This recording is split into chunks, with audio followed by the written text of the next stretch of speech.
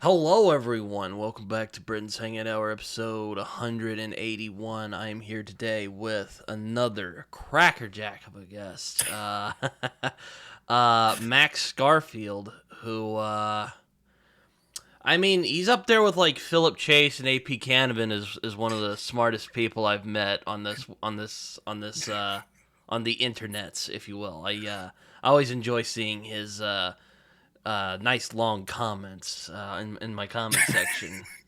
They're quite nice. You sent one yesterday because I did a video about at Yeah, least yesterday as of the recording of this about I did a tag of Monty Python's Flying Circus and gave some good answers. yeah. I actually got to meet Eric, and meet that becomes weird. I saw Eric Idle live. Actually, he was in Norway a couple of weeks ago. Oh, really? So That's awesome, man. yeah. I mean, for a man in his 80s, he's still very spry. I have to say that he was. What was it? He said he had survived the four C's: cancer, COVID. I don't remember the third, but the fourth one was Cleese, of course. Yeah, I'm curious with the I'm curious with the prompts, like why whoever made it framed them the way they did. Like why is it with Eric Idle as the one with the prose style? But I digress. Mm. Yeah. Um I really yeah, but that was a fun video to make. That's what I'm trying to get at. Mm.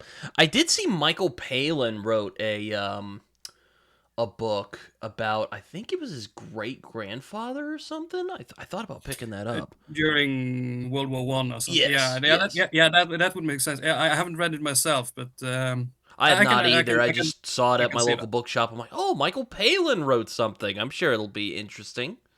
Yeah, and again, his travel shows are amazing. I think if I have to say which one of the Monty Pythons I'm more closely personally aligned with, it would probably be Michael Palin. He is,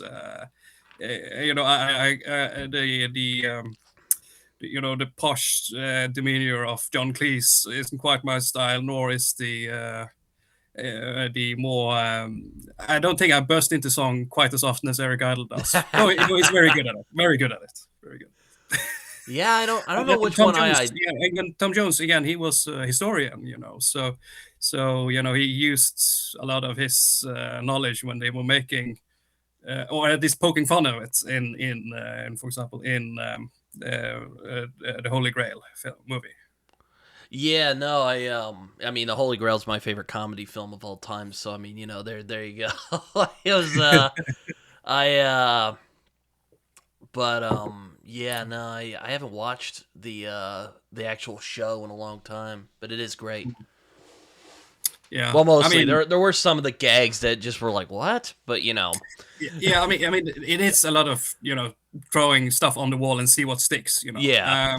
I think I mentioned that my personal favorite is the philosopher's football match, Oh which again yeah. is because.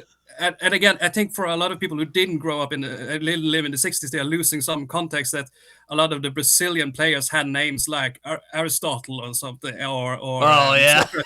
So they are making I a didn't even joke. notice that. There's a joke inside the joke there that is for if you know your football history as well as your philosopher.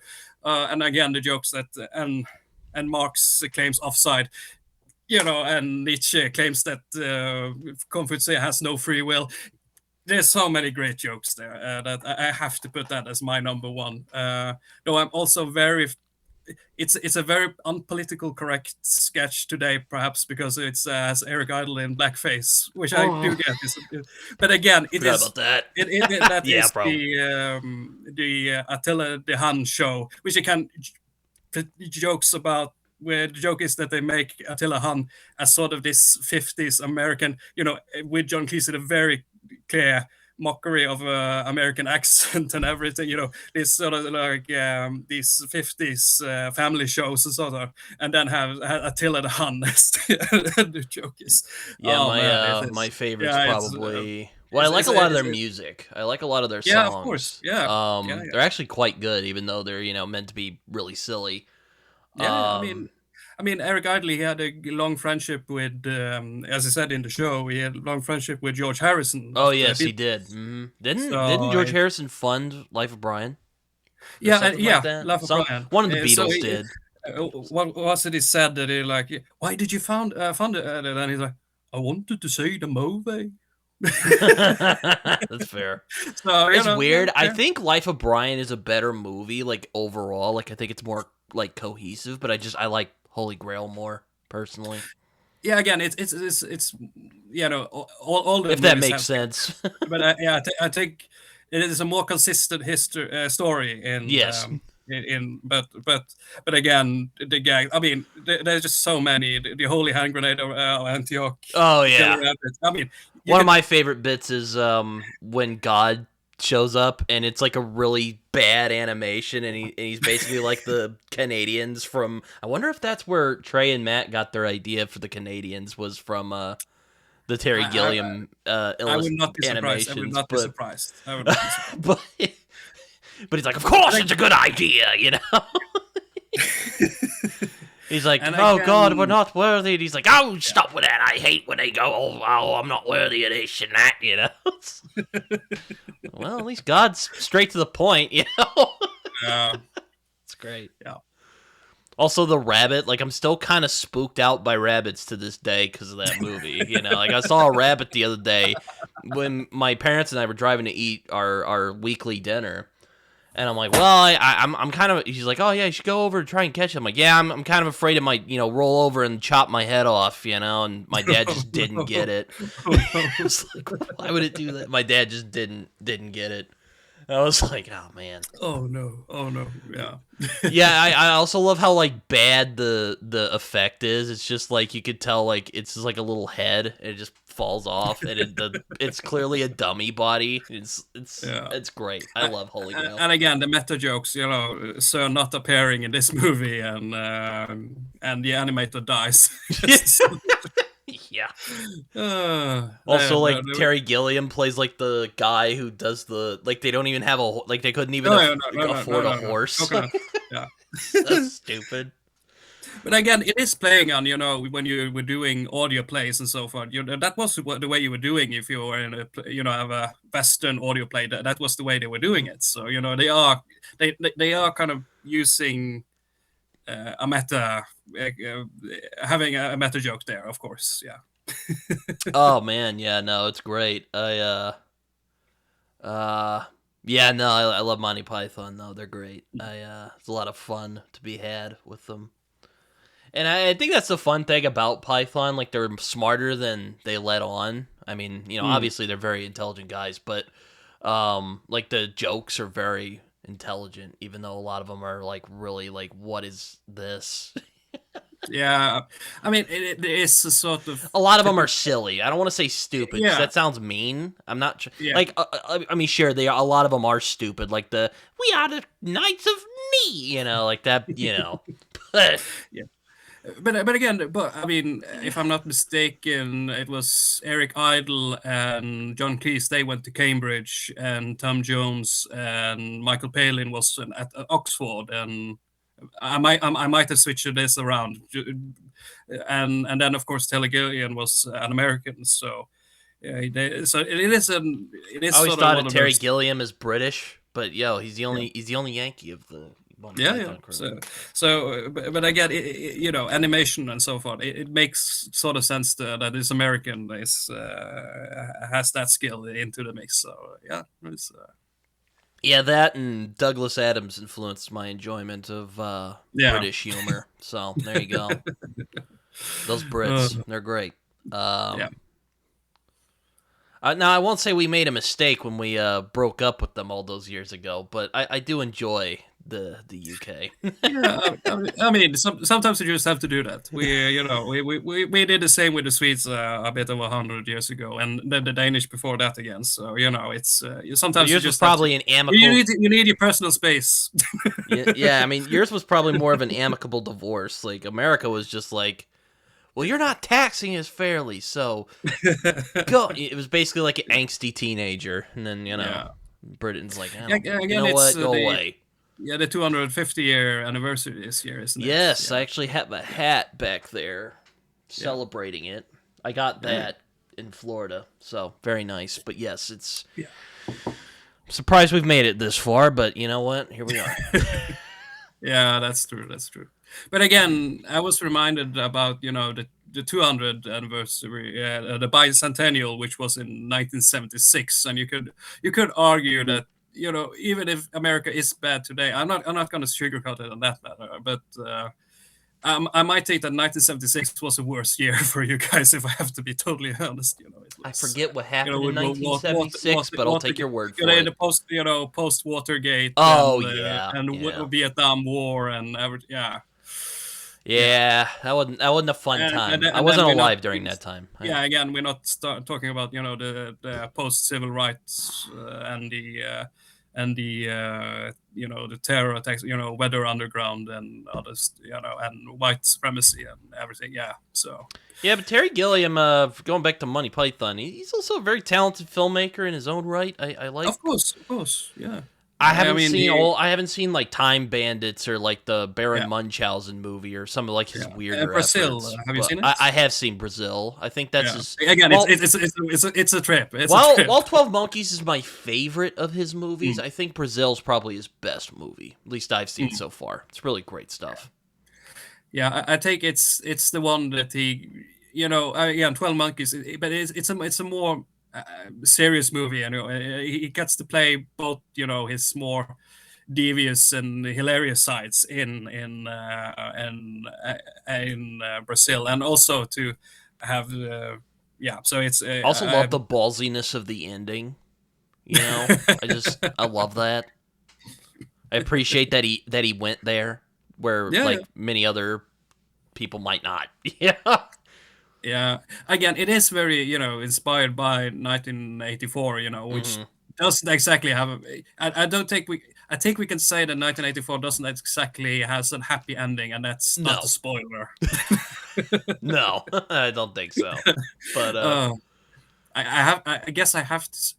I'm one of those guys. I wouldn't say necessarily that I don't give a care about spoilers or something, but I know I have frustrated some people at some of the discords we both are on, that because with just I your tweet massive stuff, comments about no, that's that. But when I talk about stuff that is history, and like, oh, that's spoiler, and like, how do you spoil history? That yeah, doesn't I even mean, make sense. Like what? It's my point, and again, I tried to argue, and I don't know if it will. I think there's some that still have blocked me.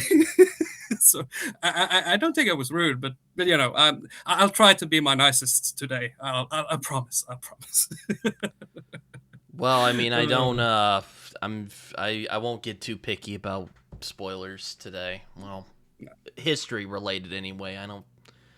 It's kind of like if you read a novel about Richard III and it's like, oh yeah, the Tudors came into power. They're like, no, you spoiled it. I'm like, it happened. What do you mean? Yeah. I mean, okay. I can say what the one that got people mad is that there's a scene in Robert Harris's Imperium. Oh yeah, isn't that the Roman one? Yeah. It's the first book in his Cicero trilogy, and there was this in joke that Cicero, he is being Crassus, who was one of the richest men in Rome, but he was still looked upon as not quite as posh enough for the old, because he has earned money. He was sort of an overreach character, and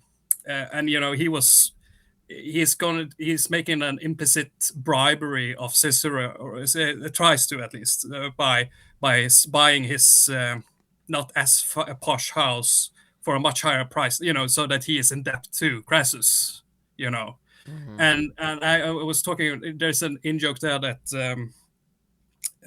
Cicero says that Crassus will be the first he will call if the house is ever on fire. And that's an in-joke that Crassus owned a private fire brigade. Oh, well. and that's one, again, and that got some people very mad that I said that. So I apologize. But that is an in joke, and it was like people got angry. Oh, I didn't know that. So that, but then you wouldn't have gotten the joke. Again, I'm not going to repeat that. Well, no one likes when they explain the joke, Mac. That's the thing. Yeah, I get that. I get that. But, No, it's fine. But again, I don't think I view myself as much of a troublemaker. Yeah, no, it was always fun because it was funny. I was actually talking to Philip last night because I'm going to be starting While Darkness Gathers soon. Yes. There's your copy. Mine's back right there. I'm pointing at it. There it is. I didn't want to pull it out, but yeah, I'm gonna be reading that. Very much looking forward to going back to Edan, returning to Edan, if you will. There's my bad pun for the day. But really like the trilogy. I think the trilogy's really good. It's I don't want to sound like I'm dissing on self-pub, but it's definitely the most refined piece of self-published writing that I've read. Again, my point I was trying to make is I really appreciated your comments where you were listing out all the little mythological, religious, and philosophical and historical references that Philip was pulling from. Yeah. Again, I have to be very clear. I don't saying that I have caught every. Well, I don't want to say you did every, but you got a lot of them, and I was like, wow, that's really impressive. Philip really thought this through. Yeah. I mean, and I don't even and I also have to argue there are some necessarily the ones that he thought of, but like they are what thoughts that I get when I see that, for example, and some can perhaps be a bit implicit or some so as for me it's more that I have studied political history, political science. I have studied history, and it is sort of inherent knack of just whenever you find something that that was curious, I'll write that down. And I didn't do that for fiction early on or something, but somewhere around before COVID or something, I started to do that because it was like yeah, it is kind of fun to see the. I think I mentioned to you in our communication, personal communication, that I probably is a bit inspired by Kyle Kalgren, who was Browse Held High on YouTube, back in the day, who made this video of how. Star Wars, the original A New Hope. Oh, yeah. How that had impact. Yes. Just to show both the stuff that had inspired it, but also the stuff that had been inspired by it in turn. And yes, you shared that video. I need to. And that was sort of watch it. No, but I think it was a sort of a fun thought experience, to kind of see the evolution of fiction and the impact of it. That was a sort of. So again, that's one of the reasons why I do say influences a bit. Again, I think I share with Philip. There is a lot of this was a rip-off or something like that. If everything's ripped off from something is what I've. Yeah, I mean, if you perhaps not call your character Larry Lotter or something, perhaps don't do that, but as in Harry Potter, but when you're reading all the text, they are constantly referring to previous literature, either directly or indirectly. Is it like how can you understand Dante's Inferno without having read the Aeneid, for example, where Virgil shows up. He literally shows up as a character in Dante's Inferno. It's I mean, again, that's one of the reasons. Like, for example, Christopher Rocchio has gotten a bit of a flack for he's ripping off Dune, for example. But when I read Dune, when I read his books, I've only the last book, Shadows Upon Time, left now to read. But one of the things that I look, is, I mean, he is it's not just Dune. There's a Dune element, of course, but it is as much referencing Book of the New Sun, Lois McMaster Bujoul's Vokosigan saga. I think it's vital for this series, especially when it comes to she again she doesn't write the it brings the more cosmic horror elements of it, but the space opera and the especially the characters interactions or the chemistry, that is definitely a lot of a Vokosigan saga into it. So, and again, there's Harlan Ellison references. There are, I think that's one of the reasons I think I really enjoy the series. Is yes, it's clearly pulling from a lot, but it is also a great gateway to a part of at least American sci-fi or British sci-fi also that often can be perhaps a bit forgotten in the TikTokification of BookTube or all this, that there is a legacy there that I think is again, not saying that you can't make anything new or something, but it's good to know where stuff have been. Yeah, and of course, sorry. Yeah, but and there's stuff that I'm glad they're having a resurgence. Like, for example, Octavia Butler's. I haven't not read any of her writing, but I'm very excited to read. I've only read Kindred, and it's great. Yeah. So yeah, it was my favorite book of 2024. So there you go. But it's interesting the writers that blow up. That's a good point that you make. I remember when I was first kind of coming. Well, I don't want to say coming on to, because I did a gaming channel for a long time, which I'm not going to say what name it is. You're going to have to go find it for yourselves. Because it's a much younger me, and it's a bit embarrassing because I didn't know how to edit anything yet. Yeah. But anyway, we'll not go into that part of the end. And I know you also did videos early on I did. Film. I know at least I know at least I've seen your video on which way was it? It was not Seventh Seal, but it was the Green Knight. Yeah, that was yeah. I did a podcast with a friend of mine for a little while. That kind of fell off, and then I'm like, did this podcast because I like talking to people, and one of my friends is like, well, why don't you just start a BookTube channel? And I was like, I don't know. And then I saw like Brian Lee Durfee do it, and he's just like BSing about books for 20 minutes, and I'm like, I have no excuse whatsoever. If he can do it, I guess I can too. Yeah, that was kind of. It's his Redwall video, isn't it? That's quite infamous. I mean, it's just him going. He's just questioning the logic of everything. Yeah, the sizes of these. Are they human sizes? Are they not? And it's glorious. It's glorious. But, I'm just like, I gotta get in on this, and then I found Philip and found Jimmy and all these other people. You know what's funny? I was actually watching one of Philip's older videos because I like going back and watching some of his older content. Where he's talking about like all these like older kind of medieval sources, and also I'm kind of watching like Beowulf analysis and summary because I'm going to be hopefully reading Grendel soon. But anyway, getting off topic.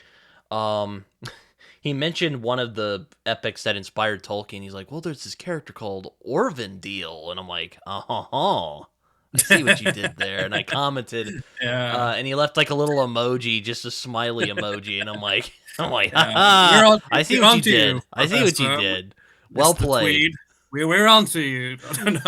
No, it's no, but again, I think it's a great fun that we can, again, one of the things that I think fantasy does well is that we can bring attention to these sources that quite often can become a bit dusty and forgotten in our literature history, and to bring them to life. And so that's one of the reasons why, although I can have some issues with some interpretations, of course, but I usually am very positive that we do see reinterpretations, because we can get new again, these are usually such universal and fundamentalist stories that they very easily can be either updated or changed to another setting, or with perhaps I'm hinting here at a topic here when it comes to the upcoming Odyssey movie and Oh so forth. boy, yeah. I'm Yeah, actually. we can hold on a second before we are doxxed and sent to the public square to be Oh, I was just gonna shamed. shill about how great the Odyssey is. Actually, Yeah. read the actual story, but Yeah, yeah. though I will say, I always imagine Armand Asante as Odysseus. I just find he just really embodied that role really well. Even though I do think the '90s Odyssey can be a bit silly at times. Yeah, The again, Polyphemus part, particularly yeah, the there is a certain Xena the warrior princess aspect to it, yeah, definitely. there's some like hammy acting, Yeah, like his but mom again, screaming in the waves. You're like, what but are you again, doing? I think I mentioned in one our last public social club, and there was this, the Greeks are a rather melodramatic lot if you have to be, in their writing. Let's Oh face it. no, I Like, mean I'm not saying it's not like fair to There's melodramatic stuff in the actual book. There's big speeches and stuff, and Odysseus is like, well, and people call him like cunning Odysseus, like wily Odysseus. They call him yeah, other I think things too. I, I think I mentioned in the stream, Wise Odysseus. yeah, I'm very fond of overly sarcastic production and their take on him as Solid Snake from the Oh yeah, yeah, from the that Metal Gear game Solid. series, yeah, Metal Gear Solid series. Yeah, he's a crafty Uh, one. I mean, it's yeah. yeah. I mean, I don't really know what to say about the Odyssey that hasn't already been said. I mean, the movie Mhm. wise, anyway. I mean, Nolan's a great filmmaker. Though I saw Oppenheimer, thought it was really good, but I don't really know if he has a great film left in him. Honestly, I don't know. Yeah, I mean, I mean, I like all of his movies, but like he yeah, kind yeah. of peaked with like The Prestige, and like Mm. there's that run from like The Prestige to like maybe Interstellar, and like I had problems with Interstellar. I think it's one of his weaker films, honestly. Mm. But Yeah. anyway, I don't want to get ahead of Yeah, I mean, myself. I think as with every director, once they become, the sort of imperial stage, I mean, you have to be really, they have to really be do the work become innovative and feel as fresh as they did. That's again. Uh, I think. I'm for example. I'm interesting to see how, for example, Steven Spielberg is this new movie. I mean, this new UFO movie of his. Yeah, I thought Science, about seeing it, but I don't know. but I do have my doubts that it will become as as powerful as his earlier movies. But again, I think, like, for example, again, there is a shift, of course, of going from, say, Jaws to filming Schindler's List. So he definitely has it in him to reinvent Yeah, himself. apparently he filmed that in Jurassic Park at the same time. I mean, Yeah, imagine again, the that has imagine the shift. that's a mood switch. Yeah. But To be again, fair, he probably needed that often you. because Schindler's List is a pretty heavy film. Yeah, again, yeah. So he definitely. So I'm not. I don't think I'm dissing him when I say, he had a very decent, very good run. So I don't think I'm. If this movie doesn't live up, it's not the end of the world. Let's just say that for Yeah, him. I mean, not Uh, every filmmaker is a Stanley Kubrick or no. Yeah, Martin Scorsese Kurosawa or Martin Scorsese Tarkovsky, would say is for being a man in his, Coen Brothers. yeah, I'm fascinating by how he has constantly kept himself. But again, you could argue that his loud turn was the 80s or so forth. That was sort of when he was a bit in the dumps. But now has sort of had his renaissance again, with especially together with Leo DiCaprio. Yeah, Oh yeah, yeah, his Scorsese's cooperation really. with him. Yeah. Or if you're talking about Scorsese, yeah, he's a Yeah. very interesting director. I find he's never really like lost that spark, Mm. No, in no. the same way. Like, like George Lucas kind of crashed and burned, which, I was sad to hear Marcia Lucas, the editor, Yeah. passed away a few days ago. I don't think Star Wars would have been half the success it was if No, not no. for her efforts. Yeah, I think I also have sent this to you, so I apologize if I'm feeling. Again, I am known for pestering people. Yeah, But you're poking. You're like, oh, you should watch that. Hey, It's like, but I can highly recommend. I think it's Sci-Fi Debris who has this video series, the hero's journey, which sort of is a 12 episode, short YouTube videos where he goes through the making and the background of the first Star Wars movie. He also has the Shadows journey, which sort of is the same, going through the making of the other two in the trilogy, and then it's sort of the Hermes journey, which is the journey to talk after those movies and his and the prequel trilogy, So again, I can highly recommend those videos because I think he does a marvelous job, and especially actually Shadow's Journey has a really hard hitting punchline there that I'm not going to spoil here, but let's say it does contain something about Marcia, because I think she, as you said, I think she definitely is one of those spices to the mix that definitely made the story what it became. Yeah. Yeah, no, but yeah, no, my point going back to it, I don't think he's lost his spark in the same way that like a Coppola did, or oh yeah, Megalopolis. Oh God, I saw that in theaters, and Yeah. it was an interesting. I had gotten rid of this boil that had been haunting me for like a couple months, so I was kind of not in my best state of mind when I was watching it.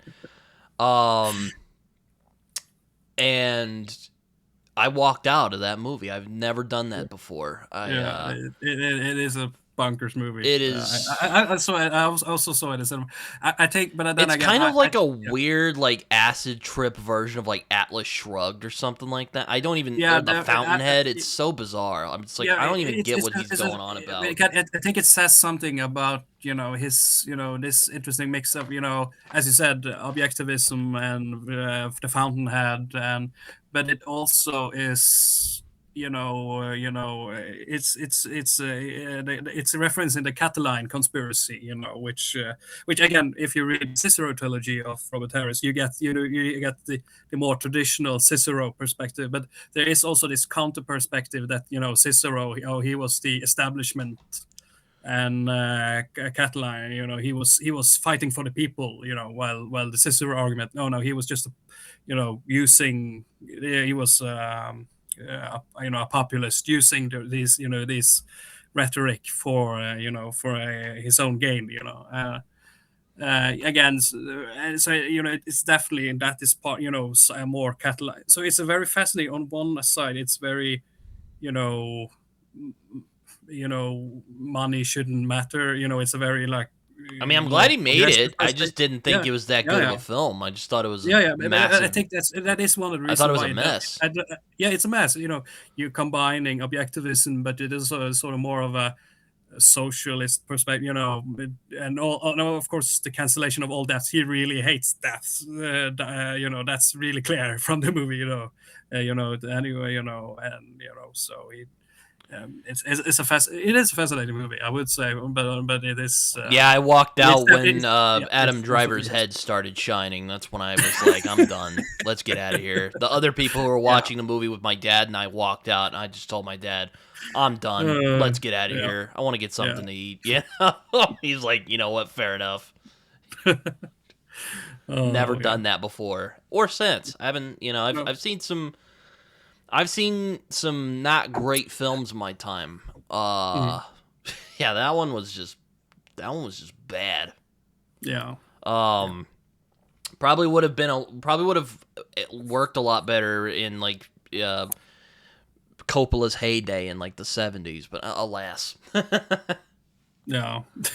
I just Yeah, but again, one thing that is a bit I was talking about, there has been a sort of a small resurgence, films filmed in Oklahoma, hasn't it? With Yeah, no, with it's Killers of the and Flower Moon was Twisters, filmed out here. I yeah, actually Twisters. my cousin Uh, actually worked at a place called Prairie Surf Media. I don't know if they're still around, but mm, yeah, they helped like with the effects and stuff. They helped make like the Twisters mm, film, and oh mm. yeah, yeah. So it's becoming a Yeah, so big, it's becoming a that bigger thing and out here. Killers of the Flower Moon was also filmed there, Hmm. and I think at least the initial season of Tulsa King was also filmed. Yeah. Yeah, no, Yes, I actually saw some sets. Actually, my cousin yeah. built sets for that show, and Mm. I actually saw some sets that were used in the show. I mean, I thought Tulsa King was kind of silly, but that Yeah, was I was. cool. It was cool to Yeah, see. I was. So I'm like, oh, I've I been initially there. thought Yeah. that it was perhaps a reboot of the Lillehammer series. Because again, it is sort of a similar premise. You have this mafioso sent off to a, out in the Yeah, Terrence Winter's a into good this. writer. I have no idea what went down with the. Though it's funny, I did like the villain of the season.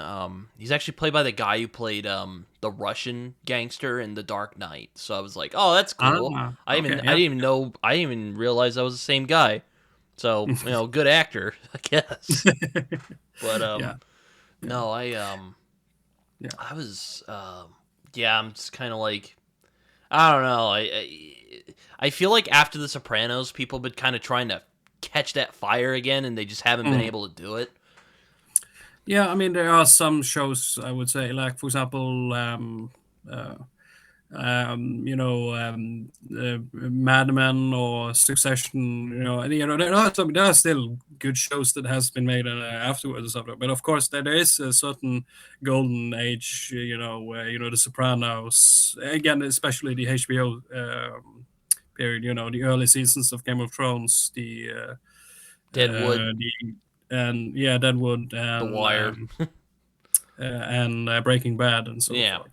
Yeah. I actually So read a there. book about that last year called Difficult Men, which is about Mm, the people who created those shows, and mm. we'll just say they didn't call it Difficult Men for no reason. It's No, no, some no. of There those is. guys were not very nice people. Let's just say.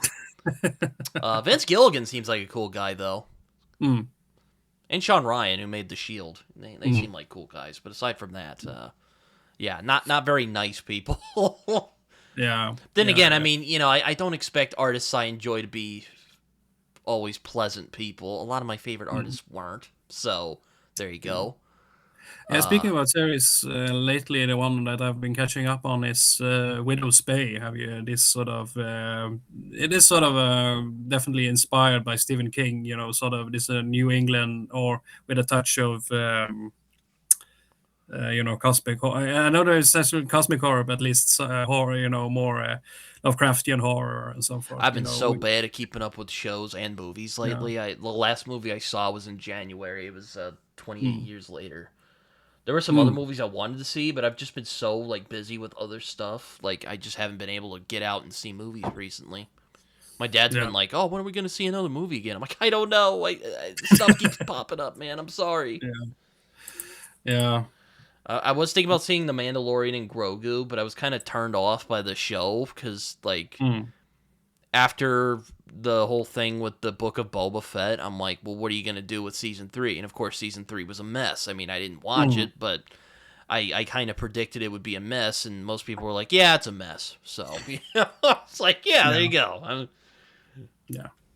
Those first two Again, seasons are really good, though. I really do like yeah, them. yeah, of course, and I was and Andor, of course. I don't know if you've Oh seen it. yeah, Yeah, that was really good too. A bit yeah. slow, but Yeah, very of course, good. yeah, yeah. Kind of, And again, I think, it's funny. I was just kind of thinking about this last night. I don't always see that like Star Wars is like Shakespeare or anything, which is kind of funny to say because Shakespeare was kind of the popular entertainment of his time. mm, But Andor really like made Star Wars in this like Shakespearean thing. Like there's a lot of like big monologues and stuff. yeah, Oh man, the, it's the- great. I don't remember the name of the showrunner, but again, Tony Gilroy. I think so. Yeah. Yeah, yeah. Again, I think, and again, he's the guy who wrote I believe at least wrote the Jason Bourne, the first Jason Bourne movies, Mm-hmm. and there's also this other famous, the one he did with. I don't remember, but again, he is known for his, he is sort of a writer's writer in Hollywood right now, so it makes sense that. And Yeah, I think again, his Andor brother is, made or maybe yeah, someone related to him made Nightcrawler, which is like, yeah, one that of my also favorite is movies. that is a harrowing movie about media, yeah. And I think, but I think one of the reasons Andor strikes a chord is it is it is element of the troubles in Northern Ireland, of the World War II sabotage attacks in Norway and in the Balkans. There's definitely a never the cannons of Navarone feel to the, for example, in the in the first season, and there are elements of the Vance conference, which where the Nazis, the end solution. When you have shows that literally are referencing conspiracy by Kenneth Branagh Mm. in that, it definitely it's a series that knows how to use real life, and again, and also the Battle for Algiers. I think it's the movie. That's the one that that I think one battle after another. Leo DiCaprio is seeing that on Oh reruns yeah, yeah, because it's yeah. fantasizing being one of those I was Roman kind of leaders. mad when they gave Paul another director who I think has been on a really great run, but I don't know if he has a great movie left in him.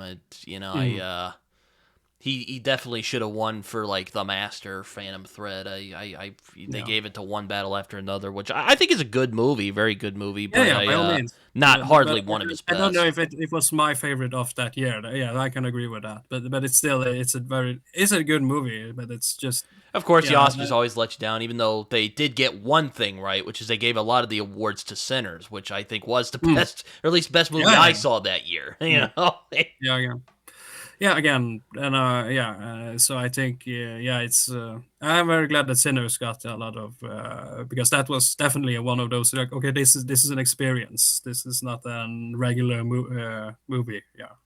Yeah, no, I saw that in theaters. That was a great experience. Mm, Yeah, no,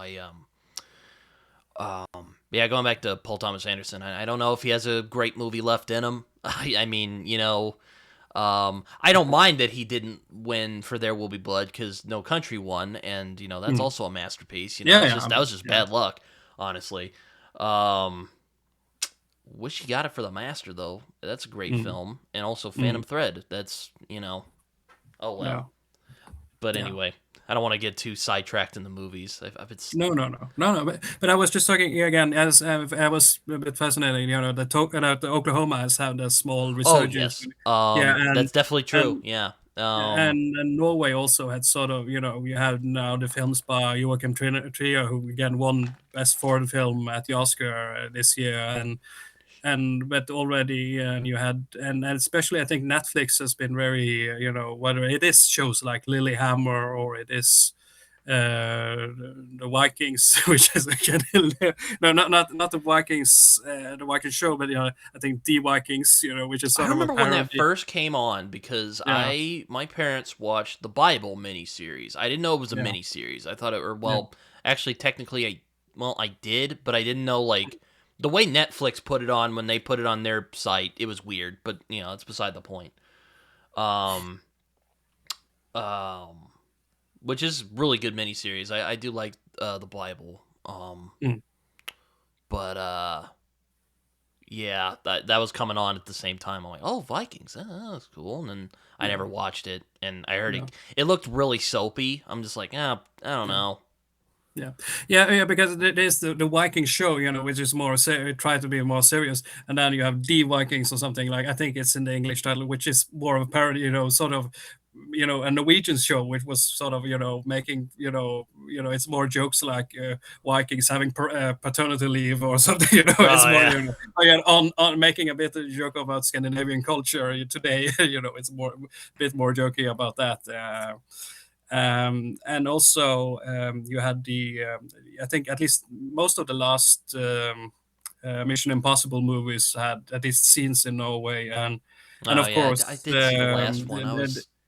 and of course, perhaps best selling point recently have of course been June, where Caladan was filmed. Oh. In the scenes in Caladan that was filmed in Norway. So I I, watched I, part of that I Dune show, and I mm, just was not interested. Because then again, I've mm, never really been all that fond of Dune. I read it in mm, 2020, and I was yeah. like, that's okay.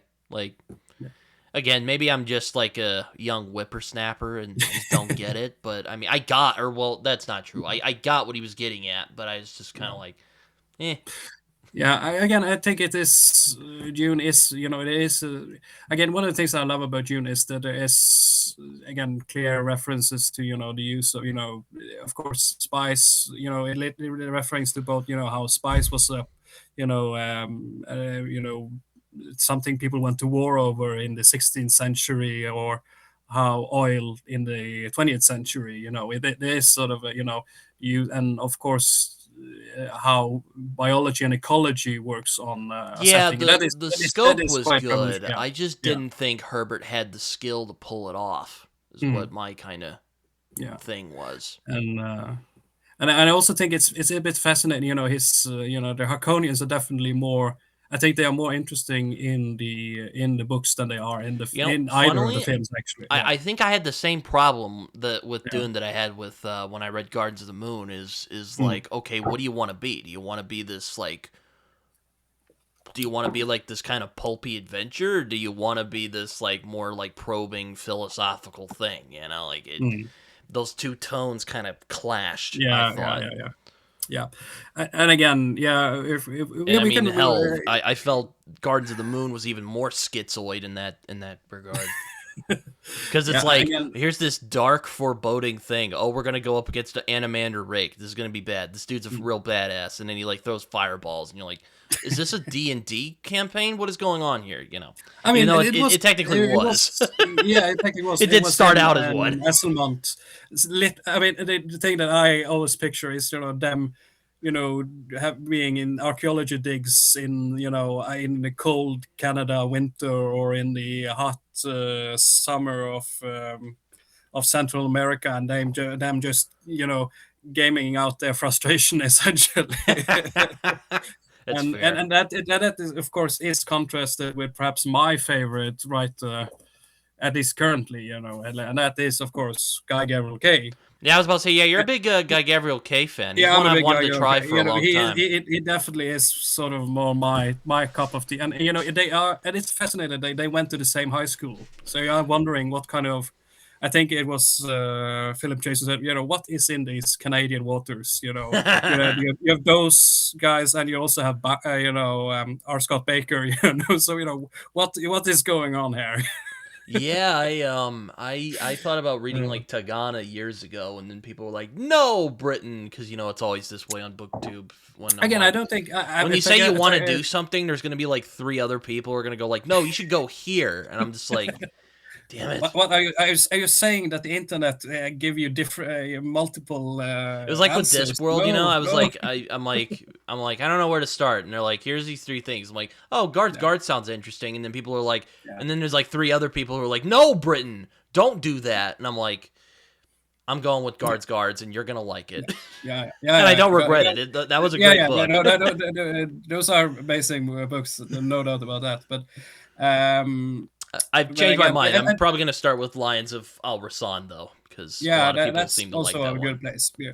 I think I started with Tigana, but that one thing I think is important, that um, Tigana, how to put it, why I think one of the people can bounce off of Tigana is that it is I think it's this.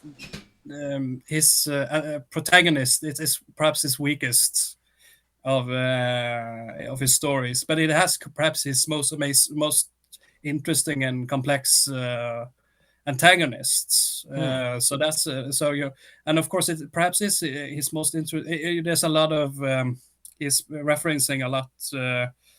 The White Goddess, I believe, by Robert Grace. You know, the guy who wrote I Claudius. Oh, yeah. Yeah, Okay. I and mean, I've you not know, so read that, but I there's a know lot of of it.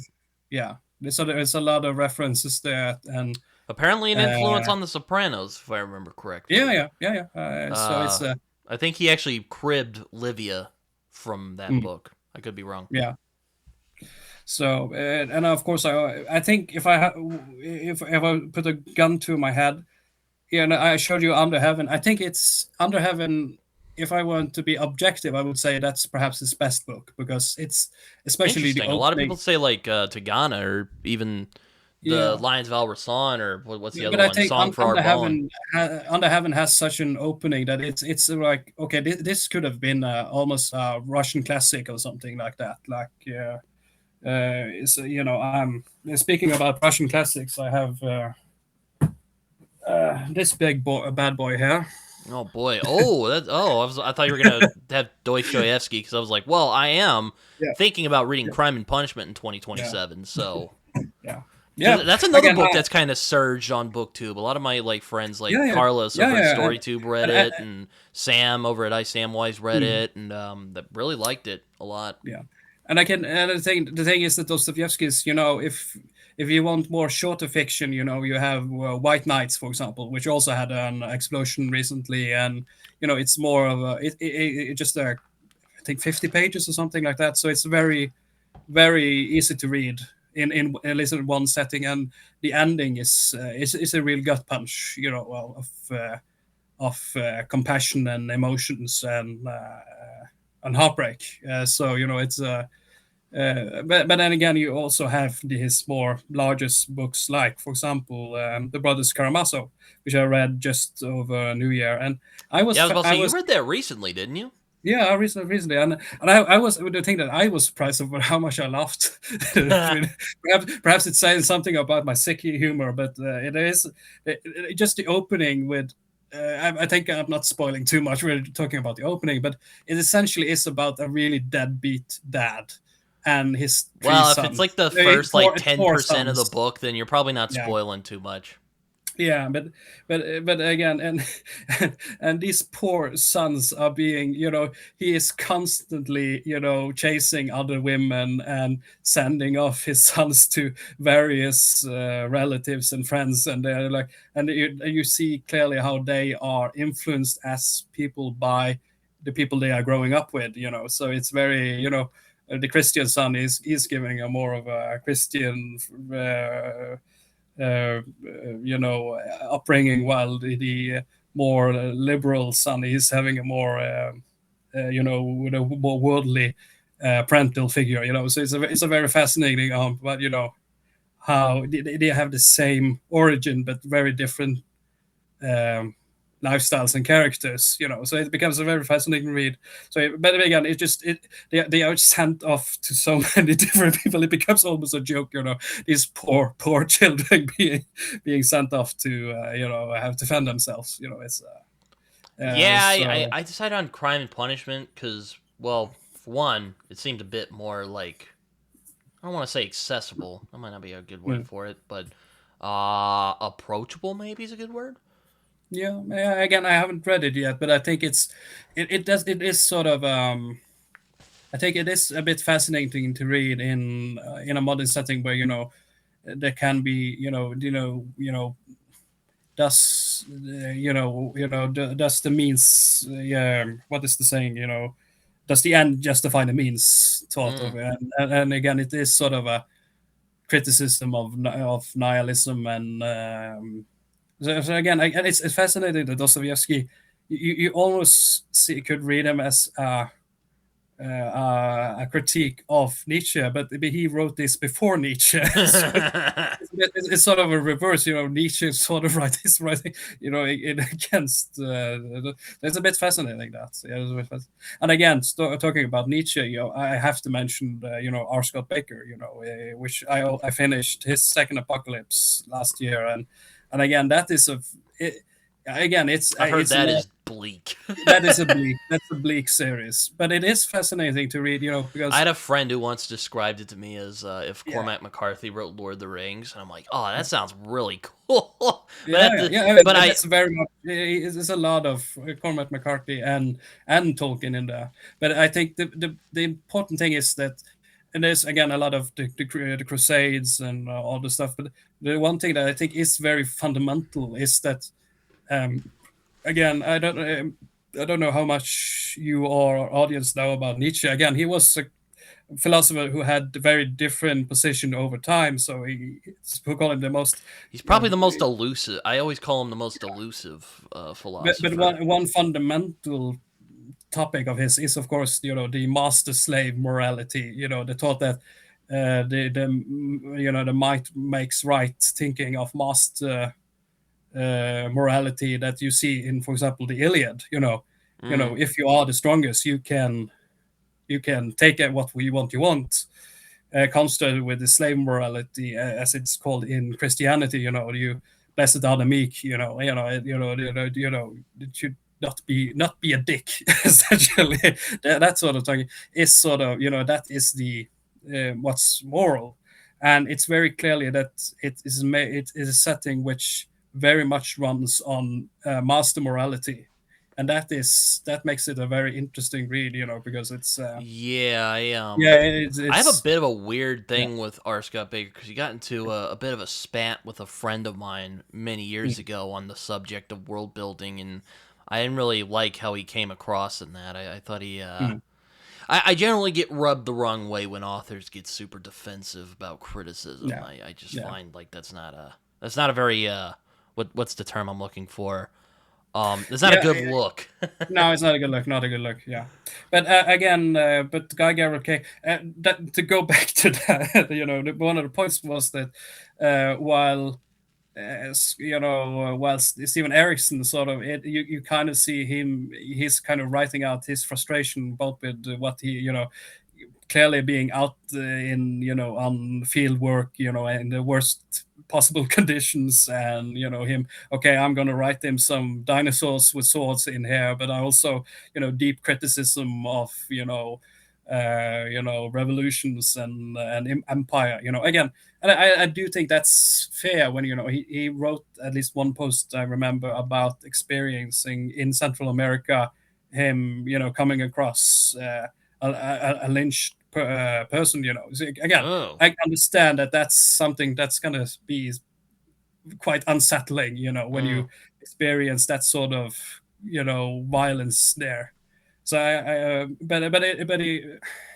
know the point about him is, compassion, but it can be, it is sort of a, we have to drag you to the ground to, that's how you can show compassion, and I don't know sure if I quite prescribe to that thinking of compassion. But the thing again, the Guy Gavriel Kay is sort of the ideologically 100% against that, because it's fascinating, by the whole idea about Malazan, you have to read all the 10 books, then you will know compassion, or something like that. And while in Guy Gavriel Kay, he can write a character in a paragraph, and you're like, I want this person to be treasured and kept alive for all the matters in the life. And he does, and he can be cruel. He can kill some characters off. So it's not a necessarily a Hugs and Bunnies writer. No, far He's from not it. a But it's cozy writer. but he is a very much you could imagine him writing books in, say, in this, on the Tuscan sunset, sipping wine and writing. It is more of a pleasant, like life is good mentality, and but also about, what can destroy it, whether it is imperialism, whether it's barbarism, and fanaticism and just plain cruelty. So he's very open about that side of that other side of the coin to say civilization and art and culture. So, and I also think that in a genre that is very these warriors or wizards, it's fascinating. Most of his characters are artists or people who do culture in one way or another. The exception is actually A Song for a Vaughan, which is perhaps my favorite character, is plays in his main character in A Song for a Vaughan, which is, but I think he has such a great character journey going from, without spoiling too much, let's just say he is a guy who comes from abroad and is very fed up with all these libertine and progressive thoughts that he comes across in this new nation, and he sort of has, and it's not necessarily to say that one is more right than the other, but it definitely it impacts his train of thought, and it's very fascinating to read how that's. But I do think Under Heaven again. I think the opening there is very much like a Russian. It's one of those that I think A Song for a Vaughan has a better main character. The action on and just the heartbreak of the opening story. It's just and another is an action, but in violence and sort of, but in what is done, it's one of the most poignant takes on dealing with not sorrow but grief. Yes, yeah, and so I was going through similar emotions. So I think Under Heaven was a very resonating book. And again, it's not necessarily to. I think it is almost a stoic element to it, when that necessarily that how can grief, how can we be constructive about it? How can we make it? How can we use that grief to make a better world, or more righteous world, perhaps even. That's and it's fascinating to see. It is a very righteous, and it's very fascinating because again he is known for being having characters that are very let's say open about their sexualities and everything. So yeah, I remember Raph. I remember Raph kind of took umbrage with some of the sexual content. But I think in one of his books, I don't remember what it is. It's very rare that I read a book that this was a very righteous thing to do. The action that he does the main character does in the opening. So I'm very fascinated. I'm not going to jinx it here, but I have an open invitation by Philip Chase to talk about Under Heaven in his Guy Gavriel Kay read-along. Yes, he's doing like a readathon right now. He even got to talk to Nerd Writer, who I watched a long time ago. I've watched him for a long time. I remember when he did like his In Bruges analysis, the Master and stuff. Like, oh man, so he was one of my favorite video essayists back in the day. It's really cool they got together. He just posted about Andor, the speech of Stellan Skarsgård's speech, famous monologue in the 10th episode there. So he's. I was like, yeah, he's not lost his touch. Let's just say that. So I'm very. If I get to talk with him that would. It's always a joy to talk to Philip, but it's. I'm very much looking forward to it. So you know where to look, audience. I forget which one Tori read of Kay's, but I think she read a Kay. Maybe it was Lions of Al Rassan. I could be mistaken on that. But it's kind of funny you mentioned that about we were talking about books, people recommending stuff. Tori made a video recently about how sometimes fantasy fandoms kind of get over the top with like trying to manage expectations, and I just thought that was such a great video because I'm like, man, she's on it today. Yeah. So let me tell you, I've had a lot of people go like, okay, I know Malazan, the first book's kind of, but the second book, though, that's when it's great. And I'm like, I don't really want to go through, like, I want to slog through, like, a okay book to get to something that might be good, Like, I mean, it's nice to get, warnings and so forth. But again, again, what's slow for another can be just the right pace, and what's breakneck speed for another is just the right place. So people do have differing moods of reading and opinions on that. So so it's again, it's a very subjective form of art. So I can't. I Yeah, know, but yeah, I found a very cathartic video because yeah, I'm like, yeah, I've dealt with this. This is yeah. like I was But telling you speak. with Discworld earlier. People are like, I was like, I'm gonna start with guards, and people are like, no, Britton. And I finally had to put my foot down and just go like, I'm starting with fucking guards. Okay, we're gonna. Yeah, yeah. I mean, yeah. And again, This you isn't a are your own man. negotiation So you have anymore. you have to. But I don't And I mind don't giving regret it. Sam recommendations. Vimes is great. I don't Yeah. regret meeting that character. No, of course, of course. But speaking about self-publishing, I also have to talk about Vaughan Roycroft's Mm, Shadow I Nation. talked You with had him. him on your on the I podcast did, earlier. yes. So I Admittedly, I'm not very proud of that episode. I was kind of starting to get burned out a little bit, uh, so I wasn't yeah. quite at my top game with that episode. But it was a fun conversation. He's a very Yeah, sweet guy. and I have to admit, I love Philip Chase, but so I don't want to take, but I do think actually, when Warcraft has, at least when it comes to character work, I think he actually writes better characters. If I have to be, with a gun to my head, so I think it's very. And I get, and that's something, because again, I really enjoyed the characters in the Daedan books. So uh, but I think Von Roycroft, I have yet to read one of his books that I didn't. Okay, these are 5 stars. I almost know.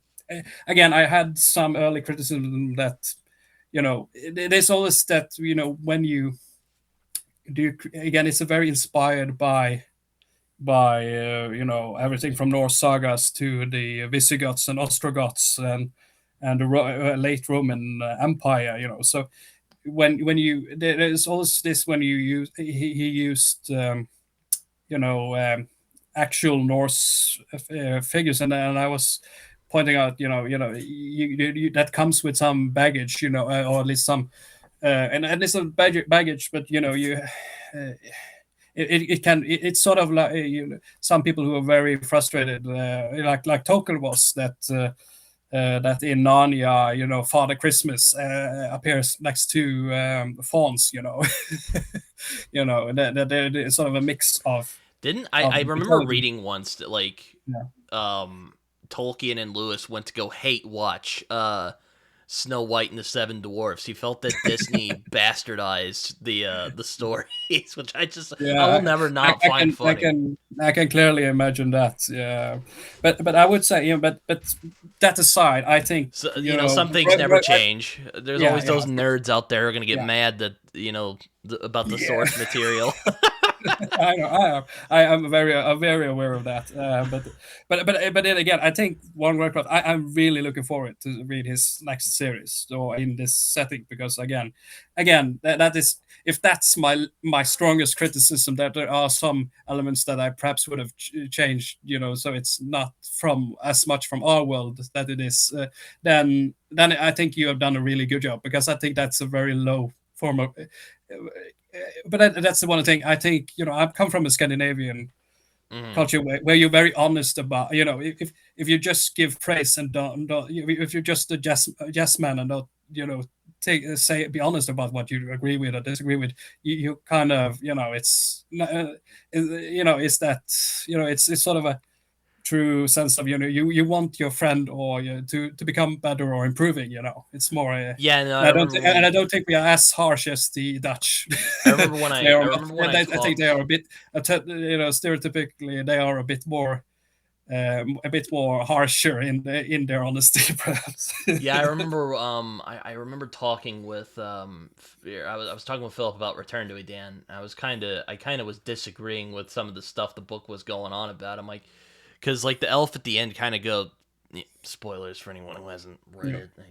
Fucking spoilers. But anyway, the elf's like, oh, there's no purpose, yada yada, and I'm like, well, there's magic, so there has to be like something else, right? Yeah, yeah. And Philip was just kind of like. look, I Yeah, wrote yeah, it, but like that's kind of up to you. And I was like, damn it, yeah, you know. yeah. I love Philip though; he's a Again, great guy. I think it's very clearly that it is influenced by him wrestling with concept of of Buddhism, but also of Christianity, and there is and I think that is definitely part of the elements that Yeah, he I kept can very saying much agree with Jesus the Day Buddhist. Raven, because Yeah, I that's kind of where my mind went yeah, to as someone who was yeah, raised in Christianity. yeah, yeah. So I Yeah, think but that was again, very intentional.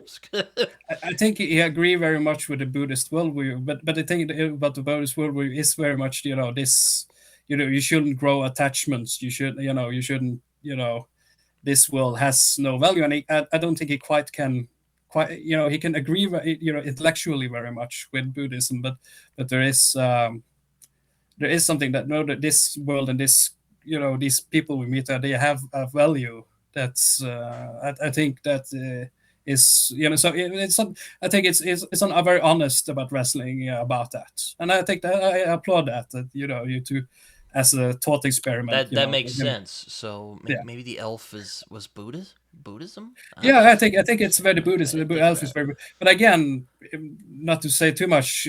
I don't think the elf is the only element to it.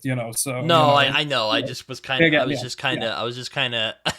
But I do I think even it's not told him Philip, I'm like, look, wrestling I'm with. not trying to Definitely. like argue with your book here, but I am kind of arguing with your. I hope you don't mind me arguing with your book a little I think bit. my main criticism, if I were to, if I'm It going to wasn't be really a totally honest, critique. It was more just kind of like a disagreement with the text, yeah, even I think though. my strongest.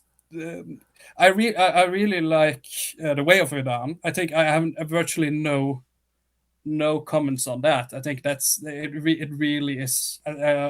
It's really But good. I It's probably my favorite of the whole thing. I really yeah, like how it. but I do think um, but the other two books, if I'm going to be totally honest, I think both of them would perhaps, in my opinion, as if I was Philip's editor, I would perhaps have argued that you could this story could easily have been those books could easily be divided into two and get more more breathing space and more he kind of jumps over the especially with the second book he sort of jumps over the middle book syndrome with having essentially the first it essentially is book one and two of a trilogy in one book. Well, I kind of appreciated that about book one, that Yeah, there was like an arc.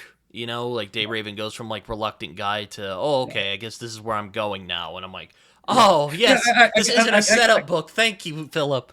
No, no, I 100. I can understand. It's I just say if that's my strongest argument, I think that's you can say that I really enjoy the books, but I just personally I would have enjoyed seeing more of this the world that he has created, and Hmm.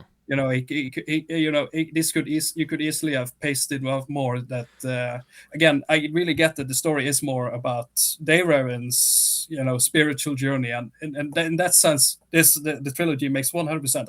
In that sense I 100% agree, but for the world building and so forth I really would have appreciated having spent more time, for example, in Grimbrick, in the eastern countries, where before the war and during the war and after the war, actually, because again the second book I also think the third book could essentially been broken into two, actually, essentially you Yeah, could have I spent thought more. the third book kind of dragged at times. That would be kind of Yeah, my, some of I the would have pacing was a enjoyed bit, seeing. not glacial. That might be a bit No, too no, no, by all harsh, but means it these was. are not There were not times where I was like, damn, uh, how long is this chapter? Like, yeah. The reason I say that is, for example, the opening. It is a very interesting. The opening, the first half is very interesting in this sort of creation of a new religion, and I think that is a very fascinating topic. Yeah, and I think it could have easily have been, been its own book essentially, and I think that. But again, I Yeah, think Philip was he took it in good, he took it in good, jest. I was kind of like, damn, some of these Yeah, chapters are yeah. kind of Again, long. He's like, well, if it makes you feel better, again, while darkness gathers, short chapters. I, So I was I like, think that's good to yeah. know. No, I have. Let's just say I think Philip. He understands that criticism, and he is. I don't think we are his harshest critics. Let's put it. I mean, there's some really, really weird people who give this like 1 star, and I don't. Why? How could you read this series and give it? I don't even know if there has been a one. Maybe there are on Yeah, Goodreads. I know there are. Were people who was like giving it 1 star. Again, very few, but like it's one of the reasons he said, you kind of just have to live with that. That some people are gonna be trolls and just do it just for no reason. Yeah. Well, yeah, no, I mean, they're great books. I really enjoy them a lot. I mean, there were some parts like this was funny. There's the one part, I forget which book. I think it's the third one, but there's the archer on the wall, and he's like, I gotta piss, and I'm like, okay. I texted him, I'm like, okay, what are you doing there? And he's like, okay, I wrote that at the same time at Joe Abercrombie, so don't take it up with me. And I was like, all right, whatever you say, Herr Doctor. Whatever you say, good doctor. Anyway. But no, yeah, no, Philip's great, though. And a very good writer, too. I'm very much looking forward to While Darkness Gathers. Yeah, I think you again. My only, I don't say it's a warning, but again, it's set with a younger generation again. So it's so. I enjoyed it, but again, I can see some people really wanted to continue with those characters. So again, it's not like we don't get those characters, but again, they have become older and more responsible and more So it's. But I think I think yeah, I really enjoyed it. I'm very excited for the prequel he is planning to write next. So, yeah. Yeah, no, I have he's nothing but praise for Philip. yeah, no, And yeah, I think he said his next one's about it's like Urd, I think is her name. yeah, God, I'm so sorry. Philip's gonna watch this and be like, these idiots, what are they doing? But no, he wouldn't. He can't do that to me. I know how to pronounce Urd. I have. He'll go like that dumb kid. What is he talking about? I have the Eddas here, I have the older and the younger Edda here, No, but no, I read his book and I read this book. No, but the old witch lady from the Adan trilogy. Yeah, and again, it's these. Yeah, so again, which also comes from Norse. It's a name directly from Norse mythology. So it's perhaps we have to talk about because again I am Norwegian, so it becomes quite natural to talk about those myths because it is sort of. There are references to Norse mythology in the Adan trilogy. Like he does mention the world tree a few times, or his version of the world tree, I should say. Yeah. And again, and I've always been more interested in Norse than Greek mythology, personally. Norse has always been kind of more like odd and mysterious, and Greek is always like it's just like a dysfunctional family. Yeah.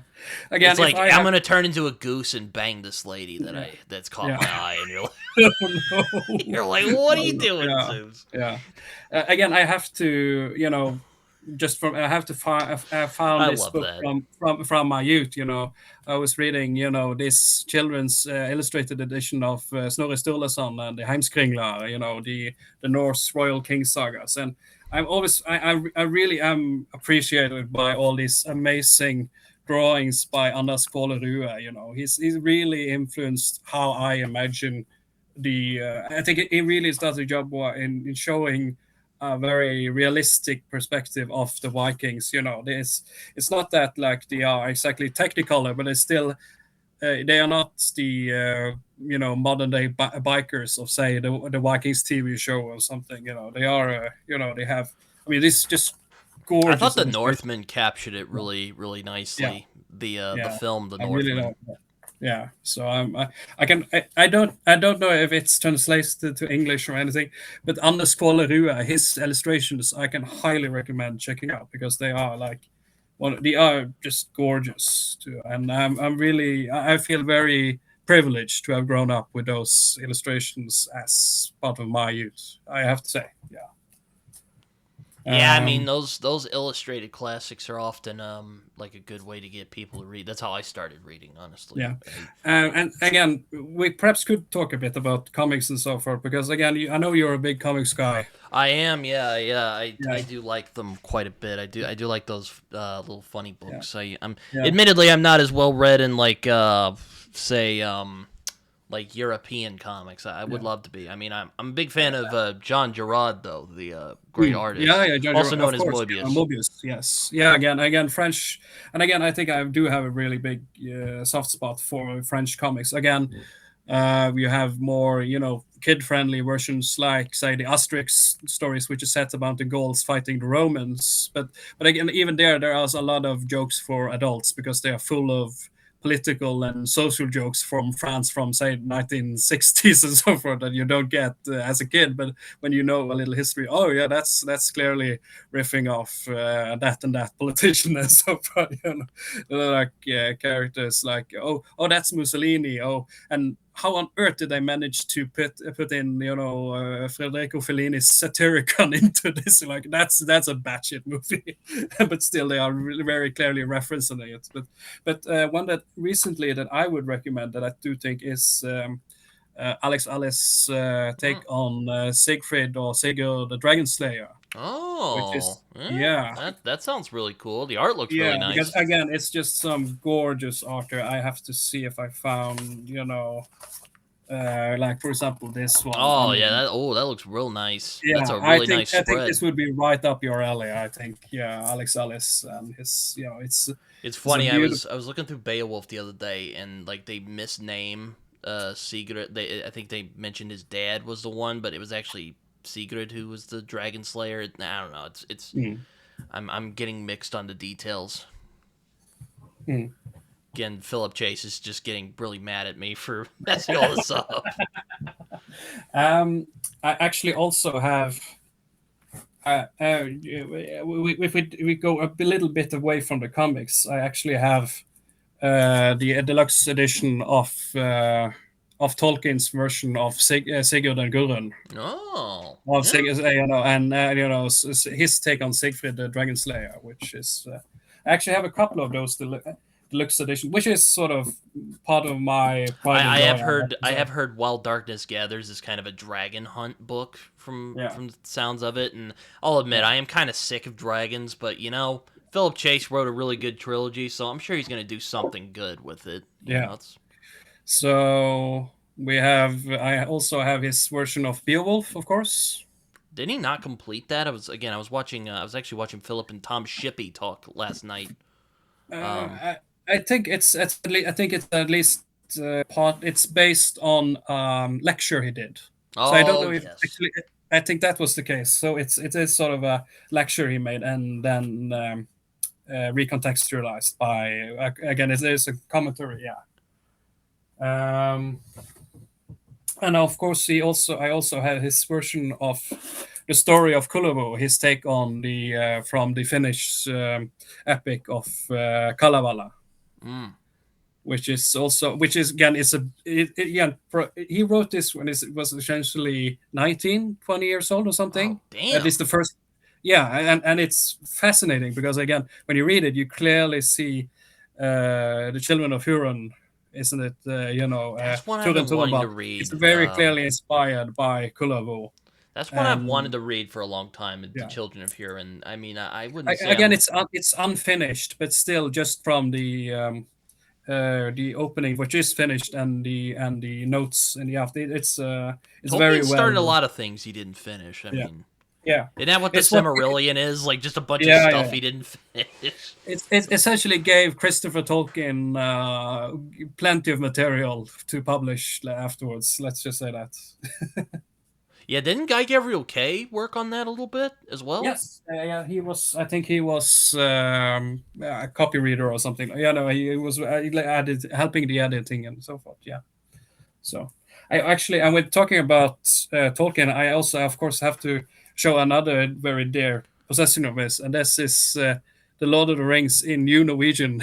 Oh, This was actually, just to put it, just to give a roughly context of Norwegian literature or language, is that essentially when it comes to written Norwegian, there are two languages you can use. You have book language, which bokmål, which is essentially taken, since we were under Danish rule.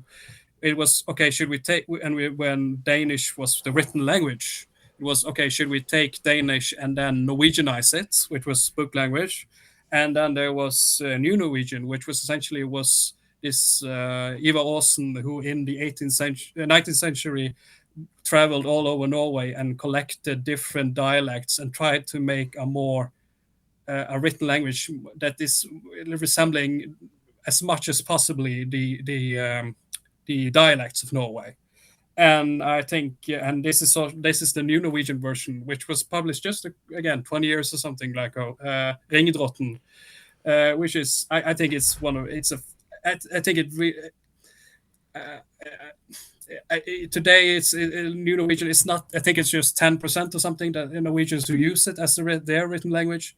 But I do think it's definitely there's a more poetic quality to it, if that makes sense. I can understand people in everyday life preferring to use bokmål, but New Norwegian and New Norsk definitely, when it comes to poetry, and the more epic nature of Lord of the Rings, I think this is actually really suits more Tolkien's English than bokmål, if I have to be with a gun to my head. So I actually got this gifted by my local librarian. Oh, that's very nice. When I was going away for high school, so that says something, how let's just say I was a precocious reader from the early end. Yeah, I would get in. My teachers would get kind of mad at me because I would just pick up books or whatever and just start reading or writing. Yeah. Yeah. So I was just thinking about that because I was looking about some of those stories again. As an early reader, one of those things I did read a lot of was, for example, fantasy was sort of a gradual thing, as I read, again, The Hobbit and all these other stories. But I also read a lot of Jules Verne, for example, back in the day. Yeah. I read Journey to the Center of the Earth when I was a kid. Yeah. If you're asking 12-year-old me, I would say that Jules Verne, it was probably my favorite writer back then. I was also fond of H.G. Wells as well. I actually read The Time Machine again last year for a class. Still holds up, I think. Yeah. Even though a lot of it is him going like, I went to this place, and he's basically just recounting the story. It's really good. It's very melancholic, actually, at points. Yeah. So I think that's one of the things that, so when as I started on high school, I think I read a lot more crime fiction and sort of political thrillers and that sort of books. Yeah. So I'm kind of doing a return to this with the next book I'm going to read, which is this 2034, which was created by Admiral James Stavridis and Elliot Ackerman. So that would be an interesting to go back. I've seen that at my local bookshop. I haven't picked it up because I'll give an update when I've finished it. So, but it'll be interesting to go back. But early Tom Clancy or Frederick Forsyth. I think actually Frederick Forsyth would perhaps be my The Day of the Jackal and what's the Devil's Alternative, and I think he has perhaps I was reading a lot of those in my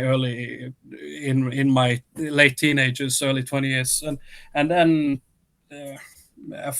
so perhaps 10 years ago I started returning back to fantasy. So that's where definitely where I've noticed that there's often like a going away and then people come back. It's interesting. Unless you're like Philip Chase, who's just been like studied constantly reading it to understand where it came, or like AP Canavan. I bring those guys up a lot.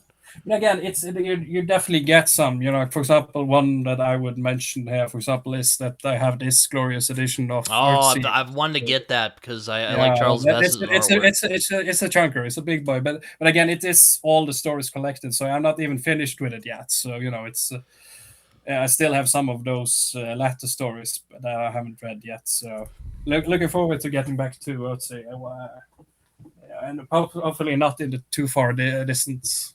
Yeah. Yeah, I've wanted to read Le Guin for a long time. I just don't know where to start. I actually do own her Language of the Night essays. They put out a new version Mm. of it a few years ago, and I picked it up.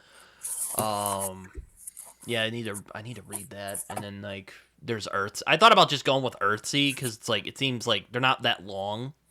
I mean, that No, they book are you not. They're have not. is kind of a chunker, but like the books themselves aren't that long. No. Yeah, yeah. I mean, I can't exactly disagree with reading Earthsea. I think it's a wonderful series. So I know Philip and Chase really likes it, so yeah, I think it's definitely influenced the island nations of Iran. Definitely are very inspired by Earthsea. Definitely, yeah, I was kind and of, I sometimes joke. I'm like, I mean, I'm sure there's books out there that Philip doesn't like. He probably just doesn't talk about them because why not? yeah, he's a good man in that matter. I know he doesn't. Um, I know he didn't really I, care I, for the Dandelion Yeah, Dynasty and that's series. my big sorrow because again, I think Ken Liu is another favorite of mine. I would have mentioned. I've That's one of the reason I was a bit late for this stream. I tried to find. I didn't find. But I have them somewhere. But yeah, Ken Liu and the Dandelion Dynasty, and especially for me, especially Grace of Kings is perhaps the best for me. It perhaps the best fantasy written in the last decade. Actually, not this decade, but in the 2010s. Because I just adore that book. But and again, it's very based on Chinese, the first Chinese imperial dynasties. Yeah, that's what So interests me about those books. I generally I made a video a while back about if fantasy is in a bit of an identity crisis. My answer mm, being I think it was for a long time, but it's kind of starting to get away from that. Probably yeah. because of one, the internet, and Mm, two, there are those authors out there who are willing to try something new. But I'm often not that the pseudo medieval, mm. fantasy, European type of fantasy is inherently bad or anything. I think you could do a lot of great stories out of that. We've talked about great stories that have come from Of that course. that Yeah, model. yeah, of course. But I'm really interested in seeing books from other perspectives, like Mm. ancient Chinese history, which I imagine I don't know all that much about Mm. ancient Chinese history, but I'm imagine there's a lot of things to mine from from Yeah, that I think front. at least for I mean the big there's this infamous one-star critique of the Grace of Kings that essentially is just a rip-off of those early stories, and it's very and to that I kind of want to.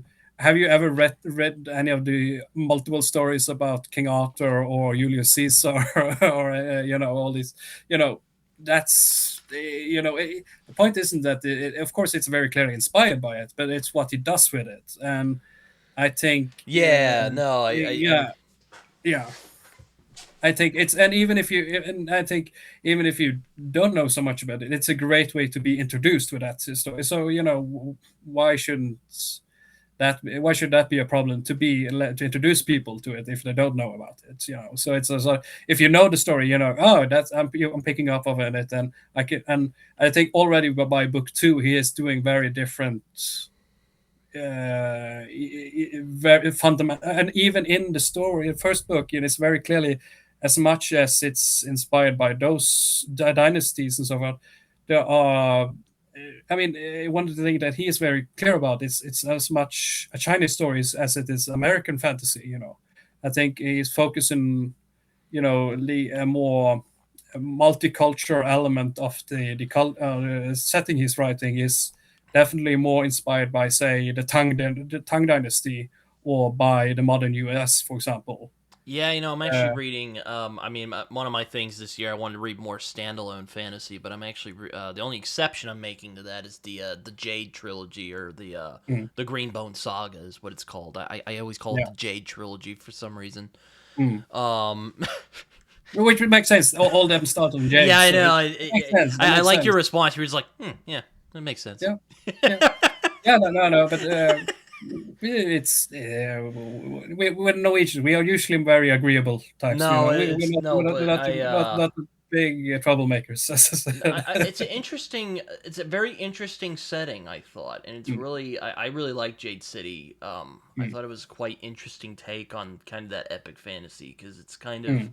well, it's kind of a Yeah, crime saga. Now, I will say yeah, the Godfather or sort of influence is a urban bit thick, fantasy, Asian urban fantasy, essentially. Yeah, pretty much. Yeah. and with crime. Yeah, Um, which it's really quite good. yeah, I'm very much I looking think forward to the second one. I don't yeah. know. I haven't bought it yet, so I need to get Yeah. it soon. But you know, I think my problem, the thing that is just making me that interested in reading it, at least right now, is that again I've read a lot of fantasy. The fantasy genre perhaps is new, but if you have seen anime or Hong Kong movies or stuff, there is a lot of those elements. So if it is not it wasn't as thought provoking or new ground for me necessarily as it is.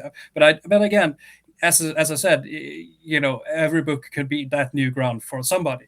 That's one of the reasons why I'm not usually not that harsh on. But I just for me, I don't know if I'm that. But I've been fascinating to read her Isuko story that I believe is a standalone I think also. it is. Yeah. Yeah, at least for now, at least. So I could, and again, I've been on a sort of a space opera run recently after starting reading Christopher Rocchio's Sanito. I've been reading the first stories in the Vorkosigan saga. And again, it's not space opera, but another story that is of course Book of the New Sun, and I'm planning to start it this late this summer. I mean, To start, yeah. I just got kind of bored with the kind of European medieval type of fantasy. Mm, Kind of. At this point, I'm like, you gotta have to do something really interesting with that to really mm, interest me. Kind of like yeah. what Philip Chase did, but I I don't know what I was trying to say, but Yeah, yeah, I'm no, but really interested in seeing I do like very much Dave get Butler's. where you're coming from. But and I think that's one of the again. I think Edan is very interesting because on one part it is very based on both the Anglo-Saxon and Celtic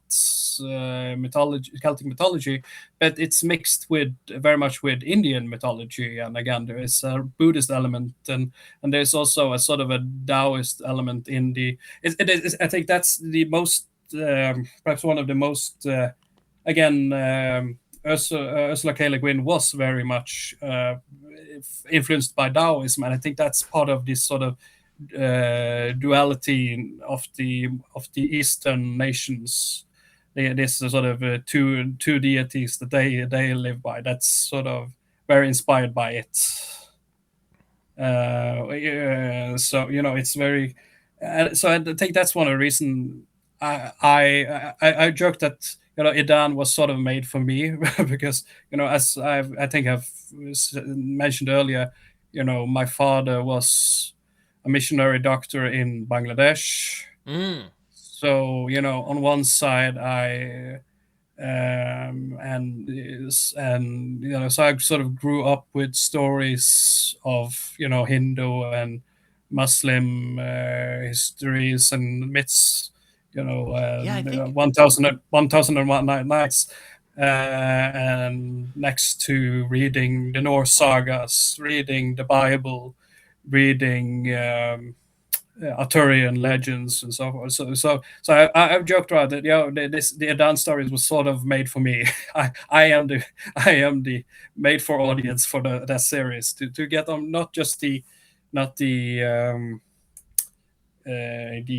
Norse reference or the Anglo-Saxon references, but also that's for example the Hindu, and that's sort of a fascinating one that I have to mention when it comes to that is actually I think it would be a bit returning back to comics. It's mm. It's Don Rosa and his stories. Oh, yeah, Donald Duck. I've heard a lot about the Duck Yeah, comics from Carl Barks and even yeah, Don Rosa. I haven't read them yet, but I would yeah, love to because I know Carl Barks is yeah. not as well known here, unfortunately. No, A lot of people will be like, "Who?" And then they go like Ducktales and like, yeah, "Oh yeah," but yeah.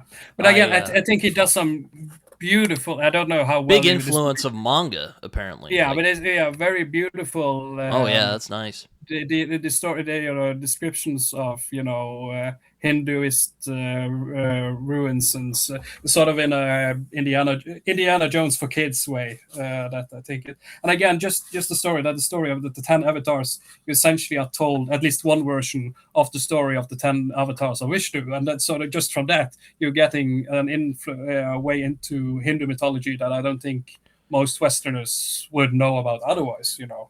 Or feel like, oh yeah, and I know about the 10 avatars of Vishnu, these different ways that Vishnu appears to different times at ages and so forth through history. And so so that's a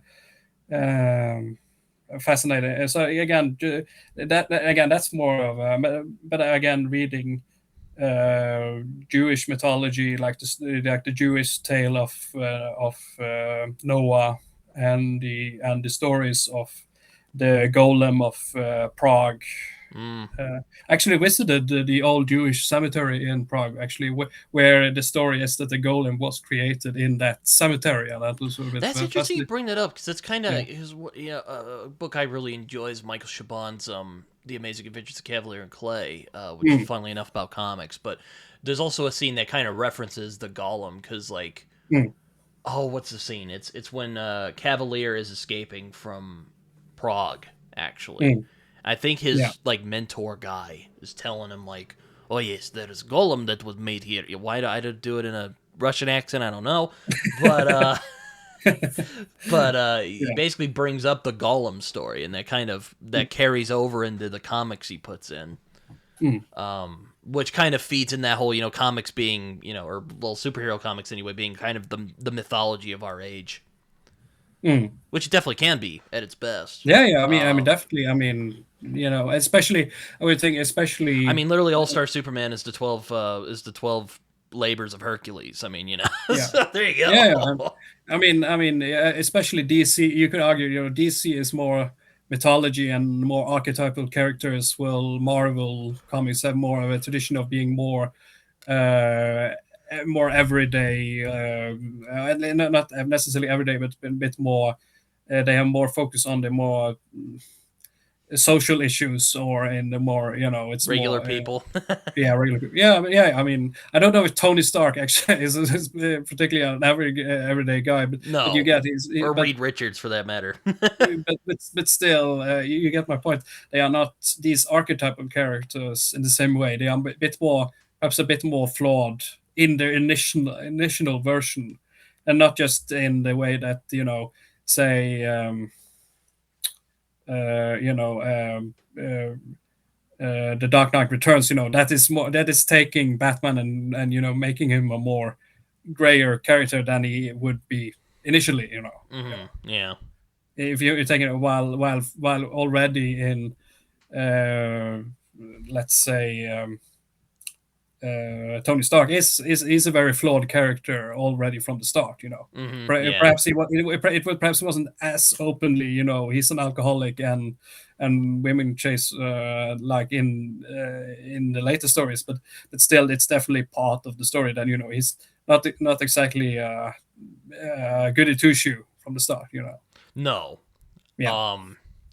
I mean, but yeah, that's it's funny. I didn't even notice, or not that I didn't notice that, but I didn't really think of that until I was just talking about that. But yeah, no, that's a great book though. It kind of, I mean, did you read Gentleman of the Road from Yes, uh yes, I've read from it, and Chabon? I really, really, really enjoyed it. I think it's very much I mean, it's his. basically Jewish Fafhrd the Grey Mouser, but Yeah, yeah, yeah. But I think that's not a bad thing either. I think it's very. I no, think not at it's. all. It's just it's kind of fun to be like, Yeah, yeah, oh, yeah. that's It's what and of yeah, course and I love the illustrations and so forth. It's a can't beat very. Gary Gianni. No, it's and again, it's also a really much send off to The Long Ships by Frans Bengtsson, which I think we have mentioned a couple of times in our I'm streams. And stuff. one of my goals Yeah, for 2027, which is kind of yeah, appropriate because I always start doing this by like the middle of the year. I'll go like, I'm reading that next year. Stop bothering me, you know. yeah. But I am Again, hoping to read a lot of again, historical fiction in yes, yes. 2027, so I'm looking forward to that. Yeah, you actually asked me if I had some suggestions. I do have some that I will get to them. I will get to them. But Hit me but with them. yeah. You know me. I'm a book. I got supplies. I You did know, like it books. was funny. I brought up Mr. Fantastic Reed Richards because you were talking about you were sharing Yeah, me in yeah. private correspondence Hornblower the other day. Yes, I have the first Hornblower books and so forth. I heard Yeah. that was an inspiration for the Sharp books. Yes, very much. Again, it's sort of the Hornblower books, but for more the army grunts fighting in the Peninsula campaign of yeah. So and again, so both I not read the Hornblower but they definitely are on my the TBR list to actually read them. But I do really much love the TV shows from the 90s of both Hornblower and Sharp with with Ian Grufford who play Mr. Fantastic in those early 2000 movies of the Fantastic Four and Reed Richards and Sean Bean in the Sharps TV series, which amazingly he doesn't die. No That's wonder why he enjoys that series so much. He doesn't die. Yeah, At no, I least, actually watched a kind of docu video, and it's Sean Bean kind of doing the Battle of Waterloo, not doing it, but he was kind of covering it, and he was really getting into it. It was quite fun to see.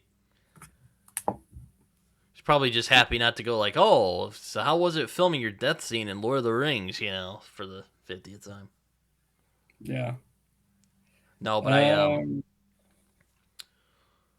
and yeah, and of course, Masters and Commander, the movie I mentioned it earlier, but just to repeat it here for this interview, it's probably objectively, it perhaps not is my favorite movie, but personally, it perhaps is my favorite movie of all time. Perhaps I think at least when it comes to dramas and war fiction, definitely. Yeah, yeah, apparently I heard the movie was actually pretty like accurate to the yeah. or Yeah, like it is historical. Of course, there are. the like historical it's authenticity was really yeah, good. yeah. It's really they really did that work, and it's one of the reasons. Again, we don't. I think we managed to get away from the Odyssey discussion too much, but again, to get us back into that minefield again. Slightly again, I really love when movies can do a historically accurate or at least authentic take like that. Like Mm. I would have loved to see an Odyssey version, for example, done with the same degree of historical authenticity, but at Oh, the but same like, what's time, wrong with Batman Agamemnon? Like, come on, it looks cool, man. yeah. I mean, but that's one of the things that. But again, this is where the historian in me goes against the amateur actor in me. Which like on some level, yeah, you can make virtually everyone play anyone, in the theater of your mind. Of course, with movies are a bit different from films. If I have to be honest, there is a because That's good to again, know. yeah, but again, it is an element you have to take that because, for example, when you do movies like, I mean, this I think we mentioned this on the stream where recently when we were talking about Mel Gibson, and like Oh how yeah, his movies, well, not historically how, authentic, how, but how, damn, he can how make a good movie. yeah, he can do, but there's a scary element, where what's clearly isn't historically accurate become popular history, Yeah, no, um, I mean, one of my and favorite then and movies with Mel Gibson yeah, is The Patriot, and it actually yeah, got me interested in that like colonial time period. yeah, I still am to this day. That's kind of my favorite part of history, really. Yeah, but Mm. you know, it's been roundly mocked because it's not, you know, historically Yeah. accurate. Have you ever watched Brandon F? Yes, I know that. Yeah. So again, he does that, He's and great. again, He's even yeah. made whole videos just absolutely just railing on the Yeah, yeah, Patriots. and he recently done, of course, on Napoleon, and like for Yeah. example, and in private conversation with you, I did mention that I get where they come from when it comes to Napoleon the movie, but I do think I think they are missing the point, because I really don't think the main point for Ridley Scott is to talk about if you want to see the battles of Napoleon and so forth, I would much more recommend the 1970s Waterloo film. You know, when you Yeah. It's a good movie. or there was a French miniseries about Napoleon. I don't remember I the don't name. know. I was telling you Yeah, this last night, but I don't know if you like, or last night my time anyway. I don't know what time it was yeah, your time, but it was. I don't know if you could justify Napoleon's life in a movie. You yeah. know, like it's just Yeah, so like. but that's why my point is that I really clearly see that, Ridley Scott's take on Napoleon. It's very clearly a political message. It's a very clear critique of whether it's dictators or wannabe dictators, who launches war for power and glory of their own, and all the again, it's very made very clear by the end credits, listing up all the people who died in the Napoleonic Wars. It's made very clear that that's the point, is not to glorify war or to be show battles as, it's very the point is not to make a military porn, in another word. It is to critique the mentality that leads to people supporting those kind of leaders. It's very, very, very much clearly, and I think I sent you a clip of when he stages the coup, Oh yeah. and I think, without going into much modern politics, it's very clear that you can see many different versions of leaders around the world who could suit that kind of thinking, Mm-hmm. and it's very clear, but not only that, but also there's a critique of the political leadership of those, even in, say, more non-authoritarian regimes, that sort of creates the conditions for these kind of leaders to become Mm-hmm. more. So again, I think he's not saying, "Oh, Napoleon was a bad guy." He's saying those people, the Brits and the French aristocracy and all these, they were not exactly good guys either, but people were so fed up with them that they wanted Napoleon instead, or at least the revolution and then Napoleon, and that says something about, the day. I think also, again, not to become too political, but I think there's a lot of politicians, not necessarily as very authoritarian or something, but by not doing their job, by being corrupt, by being they are making the stage for more authoritarian rulers, and that's something that has to be. And I think that's a very clear criticism, something that I really appreciate with Napoleon, that he's saying that very clearly, that it would have been very easy to say, oh, these populists or these authoritarians, those are the bad guys, but it's showing how they can um, the conditions for them to become as powerful. That is a very good take in that story. And of course, and I also sent you a video of the love letters of Oh Napoleon. yeah. I uh, imagine there's some and I sauce think that's there. also. I think if I'm gonna be honest, I'm not. Ridley Scott, he can does whatever he wants, No, if you have. my thing was I didn't see But if he Napoleon, had called honest. the movie Napoleon and Josephine, I think he would have saved himself a lot of trouble, because I think a lot of people, oh, Napoleon, and we're going to focus on the battles, right? No, I want to focus on his love life and on his political, and at least some elements of his political career, and I think a lot of people were kind of frustrated by that, and I can understand why people are frustrated. He didn't necessarily give himself. Uh, Again, but at the same time, I also have to say that they are kind of asking for a different movie than what they got. That's understandable, but yeah, yeah, Yeah, my thing is, and again, I didn't watch this film, so I'm totally talking out of the side of my mouth here. but I kind of I don't know if you could justify Napoleon in a movie. Like I was telling you last night, I like there have been whole movies you could make about one of his campaigns. Mm. Hell, it's even been done. Yeah, Like yeah, they yeah, made yeah, Waterloo, and that was yeah, a yeah, whole movie. Like yeah, yeah. So they've done it. yeah, Um, so, but yeah, like War and Peace is all, or well, I mean, I haven't read War and Peace, but War and Peace is all no, about the Russian invasions. I mean, you can mm. do it, Yeah, yeah, but yeah, I don't know. It's just kind of yeah. like he's kind of like George Washington, from my country. He is Mm. so big, he is so iconic, he is so Mm. influential. It's kind of hard to really kind of put aside all the like kind of mythologizing around him, and really get to who Mm. he actually was as a person. So, Yeah.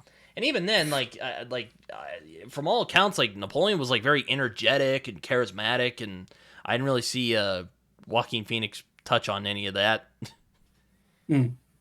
Yeah, but again, but again, to go back to, but again, the reason we were talking about it was again because of the Odyssey movie that is coming out, Oh yeah. and as you said, there's a lot of, I think there is a lot of internet controversy, and so that's why I called it a minefield and so forth. Mm-hmm. So just to talk about it, but I think the problem is that there are arguments on both sides, and that's a bit because uh, like if you want historical accuracy, that's I can really understand that point of view as a historian. But again, as a amateur actor, at least, I can also understand, to take a story and create a more, let's say, a different, and again, so again, I think I can't fairly critique it before I've seen it. So I'm looking forward to seeing it. Mm-hmm. Will I necessarily be as enthralled of it as you said? For example, the lady of the library mentioned the movie The Return, Oh yeah, I've wanted to see Ray that. Fiennes, and I think that would be relatively more historically accurate, and I think it's a more interest. I think if I'm going to be, I think Rare Finds is a more. I think he would make a more interesting Odysseus than Matt Damon, which is not to say that I think Matt Damon is a bad actor. I think he, again, perhaps more, if it's more natural. One thing I actually think is he I think he actually has when he plays to play a bad guy is actually a more he often plays, play good guy, protagonist, but when he gets to play a bit more antagonistic, such as in The Departed or in The Talented Mr. Ridley. Mm-hmm. I think actually that is a strength that I would have liked to see him play delve more into, if I have to be honest. So I'm not going to say that just. So my point isn't necessarily that and of course you have the controversy of using African people of African descent in. Again, it's I think I think I sent to you. There was a recent article I came over where Eartha Kitt was playing Helen of Troy in a play. That's one of the things that I think in a play you can get away with a lot more of the theater of the mind. You can be someone completely different than who you are playing and Mm-hmm. get away with it a lot more. Well, in movies you can't. It's a bit more because you're not imagining that you say are in the forest. You are filmed in the forest or in Mm-hmm. at the sea, so it can be a bit more disjointed if the elements aren't fitting together. So I do. I actually, on a lot of ways, agree with Lady of Library and her take, but I do think she perhaps by, and I know it's her being sassy, but by sort of taking. Makes herself an easy target when, say, criticizing just using Western European actors and not criticizing black actors. There is a reason why she's doing that, of course, which is very understandable. But it makes that the historian, if you're still arguing from a perspective of historical accuracy, you're making yourself open for targets like hit pieces Yeah, that happen, you and know, that's one of the reasons, and that's one of the things that I would perhaps have talked a little. It's fascinating, I understand why you want to be sassy, but it can very quickly become uh, it can be a bit. It falls sort of into the trap of you deplorables. If you catch my drift, I understand. Yeah, yeah, I understand why you're doing it, but it can very quickly become instead of enticing people to your perspective, you're dissing them yourself. You're already Yeah, I saying, thought "Oh no, I don't agree about you." And I thought Lady of the Library's video was pretty well done. I mean, I thought it was pretty mm, even-handed for the most part. I mean, aside from the parts where she got pretty sassy, which whatever. yeah, yeah, yeah. But But that's the point. I can very much agree with, but it's sort of like, I think open. It's most of not her very, arguments were sound. Is what I was trying to yeah, get at. yeah. I'm actually reading the Odyssey, or rereading it right Mm, now. I'm reading the Fagles edition because I didn't mm, want to get the.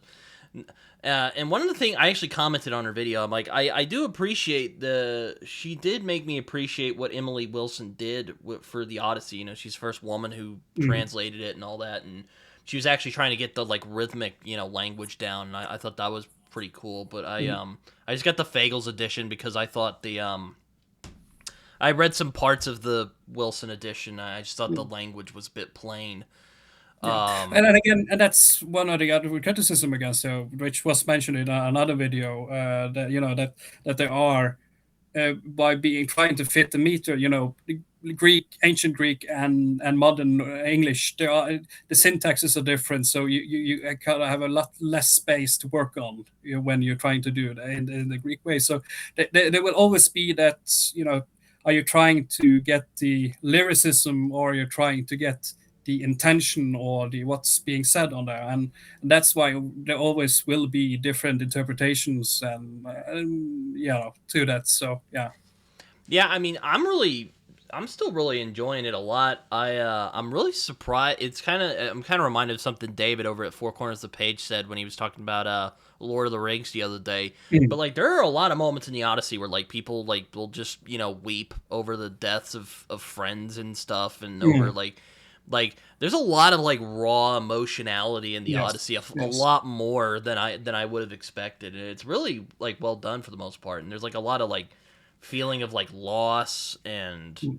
like I, disillusionment. It's really well done, I think. yeah, again, the scene with Achilles and Priam. I don't know if you come to that scene Oh, yet. I read it. I think it Yeah, was either last week or the week before last. yeah, okay, yeah. But I think it was, I believe it was Overly Sarcastic Production who mentioned it. But it's very clearly that that's the main point of the Iliad, is that scene with him and Priam. It's sort of, it's sort of this rage of Achilles, that sort of, and it's sort of, there's an element of compassion there, to and decency, that it's one of those reasons. It's fascinating, how it became, infamously, at least in the legend, Alexander the Great supposedly, read had it as sort of sleep, had it under his pillow or something, essentially, to that effect, or under his bed. The story of the Iliad. So it says something about, how, if it's not exactly the Bible for the ancient Greeks, it definitely is one of the stories that sort of, why we are, give is sort of a fundamental text for why they were, their culture were as it were, for say it like that. And it also, and again, it's a fascinating story. The Iliad is fascinating in the perspective that it very clearly has some origins all the way back to the Mycenaean era. It's mentioning cities that definitely wasn't around in, when in the later period of after the Dark Age, after the Bronze Age collapse.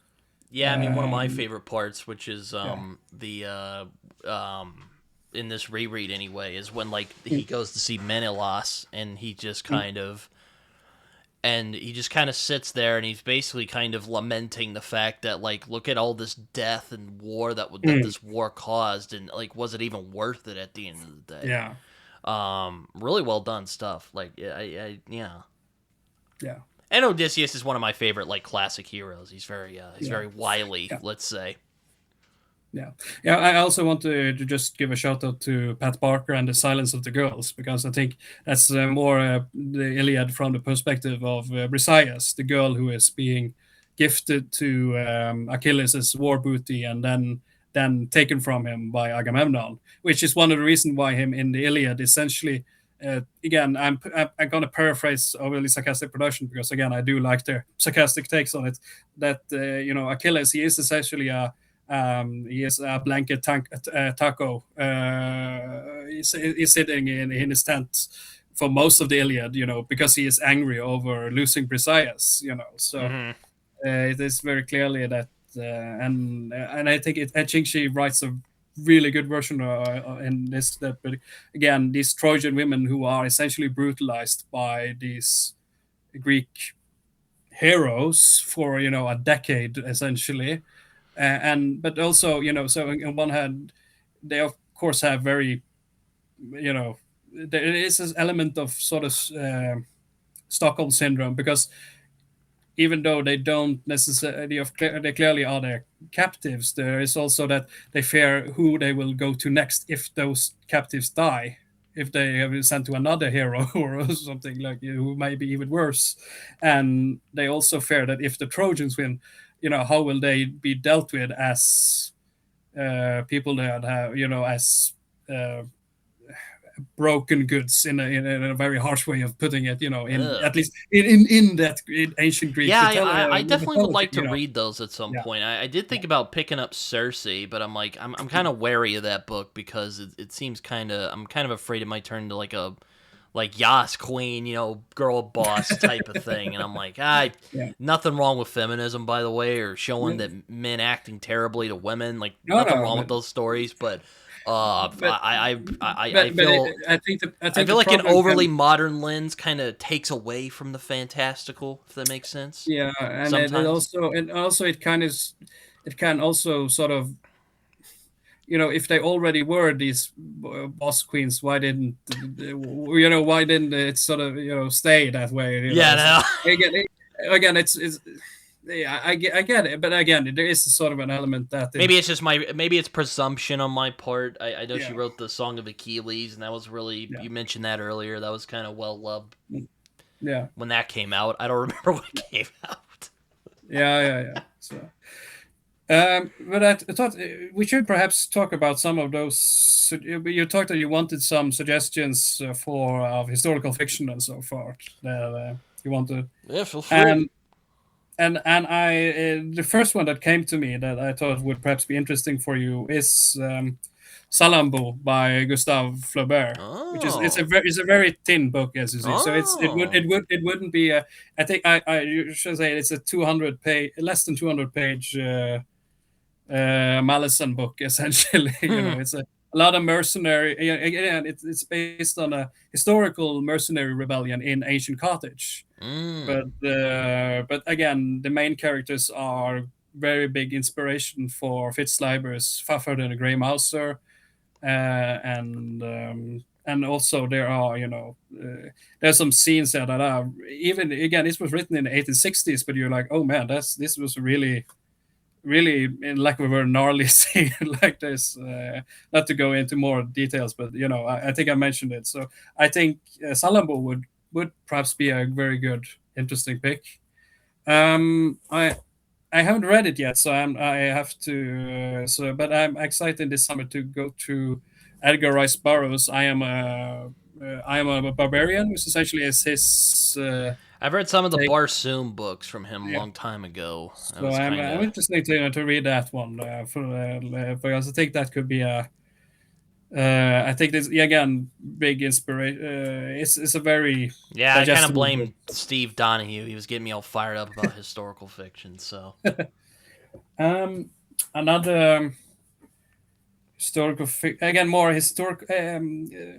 I again, I really enjoy Bernard Cornwell's The Warlord trilogy, Mm. but I do disagree with the fact that it's the best historical fiction take on the King Arthur myth. That I would disagree. I really enjoy it, but I do think he really does. Again, this is me being historic, taking it back on the historian hat. I really disagree that it's the most historical accurate take on the period, and I think one that I do think does it much more better is actually self-pub actually, and that is Sean Pogue's the Arthurian Age books, Mm.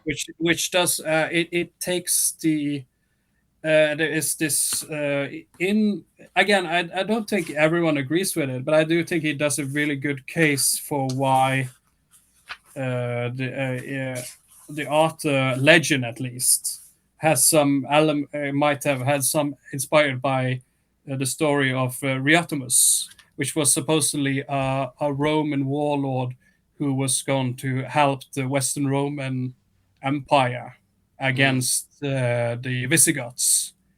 And I don't think my point is to not say that Riotomus necessarily was King Arthur, but I think it definitely influenced the myth at least because again you have this British warlord again in the midst of Arthur, King Arthur. He not only unites uh, Britain, but again he invades Europe. He goes to war to Gaul or to France, and and goes against the Romans and so forth. And I think that the story of Riotomus is it's a plausible take on what could have perhaps have been. Of course, it makes King Arthur and Riotomus one of the same. That's not necessarily the case, but I think he does a really good case for why that would be a really cool version of King Arthur. And again, it's a self-pub, so I think and there's some beautiful illustrations also inside the book. Yeah, I was considering continuing with the Sharp books. I probably Uh, wouldn't be able to read his right. King Arthur books, and if Raph's scathing reviews said anything, I don't. I, When hasn't Ralph given a scathing that's a review? good point. I I mean, mean, I'm I not. love the, I love I'm the guy. generally not I really love into him, like but King yeah, Arthur anyway. But those books, I'm kind of like, maybe I'll wait a while before I get to them. yeah. I'm trying to see if I found there was a particular version. I would love to Uh, read the Once and Future King at some point, though. That is one yeah, book I'd like to get to. yeah. And again, I can just show some version. I don't know how Ooh, well those these. are those. Oh, that looks very nice. Yeah, and again, maps and so Kind of forth. makes me think of Gary Gianni's stuff. Yeah, Maybe not yeah. as like charcoal. Mm. So I think those were recommend. Another that I think you might be interested in would perhaps be. Let me see here. I read this last year. Aztec by Gary Oh Jennings. yeah, Sam's Again, been all again, over that I'm book. saying this because I know you like your dark and brutal stuff, and again, I don't think the Aztecs. Let's face it, those are some. This is a gnarly book in many ways. So I don't think this is a. I can't say this is a universal recommendation, but I do think it is for people.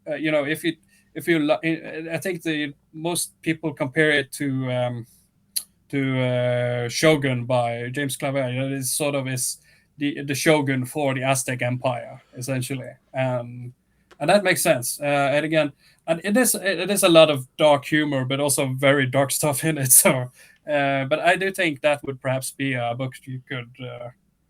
I could imagine just based on your love for Cormac McCarthy and others, I do like that. and I forgot the Marlon Marlon James. James, yeah. Yeah, yeah. I think there's some stuff here that might suit you. This is more historical fantasy, but I still also think that's really cool. And that is Stephen Arian's The Nightingale and the Falcon trilogy, Oh yeah, I've which heard of is Stephen sort of Arian. He has a YouTube inspired by channel. yeah, it's sort of inspired by I was about to say the Roman, the Mongol conquest of of Persia or modern day Iran. So Mm. it's again, I believe he is of Iranian ancestry. So it is definitely going into both Persian and Mongolian mythology and stories. So I think that's would be and it's very it's not a it's a book that is really engrossing. So I think that would be suiting for you. I think it's again, it's more leaning more into the There's some fantasy elements. I'll have to be open about that, but I think you and again, almost slightly alternative history elements. But its opening starts. It's more. At least this book is more. It starts out as more historical fiction. Yeah. Yeah, I Uh, was thinking about reading some like historical fantasy along with the historical fiction I'll be reading, so that'll be fun. Yeah. I might finally kick open the Guy Gavriel Kay door, so I'll let you know what Yeah, I yeah. think about that whenever I do that. And yeah. Let me just see. And of course, had you read the Hadvar Chronicles by Howard Andrew No, I Jones? want to though. It's like Yeah, modern day sword and sorcery, isn't it? yeah. And again, it's sort of Hannibal meets the Count of Monte Cristo, Oh, I yeah, would that say. sounds cool. Yeah. So I think that's again. I mentioned the righteous elements of Under Heaven, and I think this is also a character that's is rarely again in this grimdark era of fantasy to meet a character that has such. I know this not necessarily flawless necessarily, but it really it's a really a right. It is a very few that you can say, oh, this is a guy who has his priorities Let me rights. tell you of a righteous man. Yes. Sing to me, O muse of a man. Yes. So I don't know why that's kind of a very bad butchering of the beginning lines of the Odyssey. Or in Yeah, Emily yeah, yeah. Wilson's case, tell me of a complicated man. Yeah. Nothing against her though, by the way. Yeah, No, no, no, no. I was thinking also about another historical fiction that I think you might find interesting is Alamut by Vladimir Bartol. It is something as really as a Slovenian book, but it Mm. was written in the 1930s, so it's very clearly a book written in the context of yeah, yeah, it's in the context of World War II was just about to break out, and Mm. it's sort of written about his take on the Order of the Assassins, essentially. Mm. So, and it is where the Assassin's Creed books took their inspiration from. Though they Oh. though they clearly missed the point. I think it's very clearly point that nothing matters. They are thinking of it's very clearly that it's more of a uh, sort of almost cult brainwashing Oh man. yeah, it is, yeah, it's not subtle about that this is not a good way again yeah, no, yeah. So and Bartol he has a commentary on it later that so yeah. um I have to see. um and there is also, of course, again, one of the things that you are big on is crime, of course. So, Mm-hmm. Yeah, yeah, yeah, yeah. so there is, when it comes to historical fiction, one that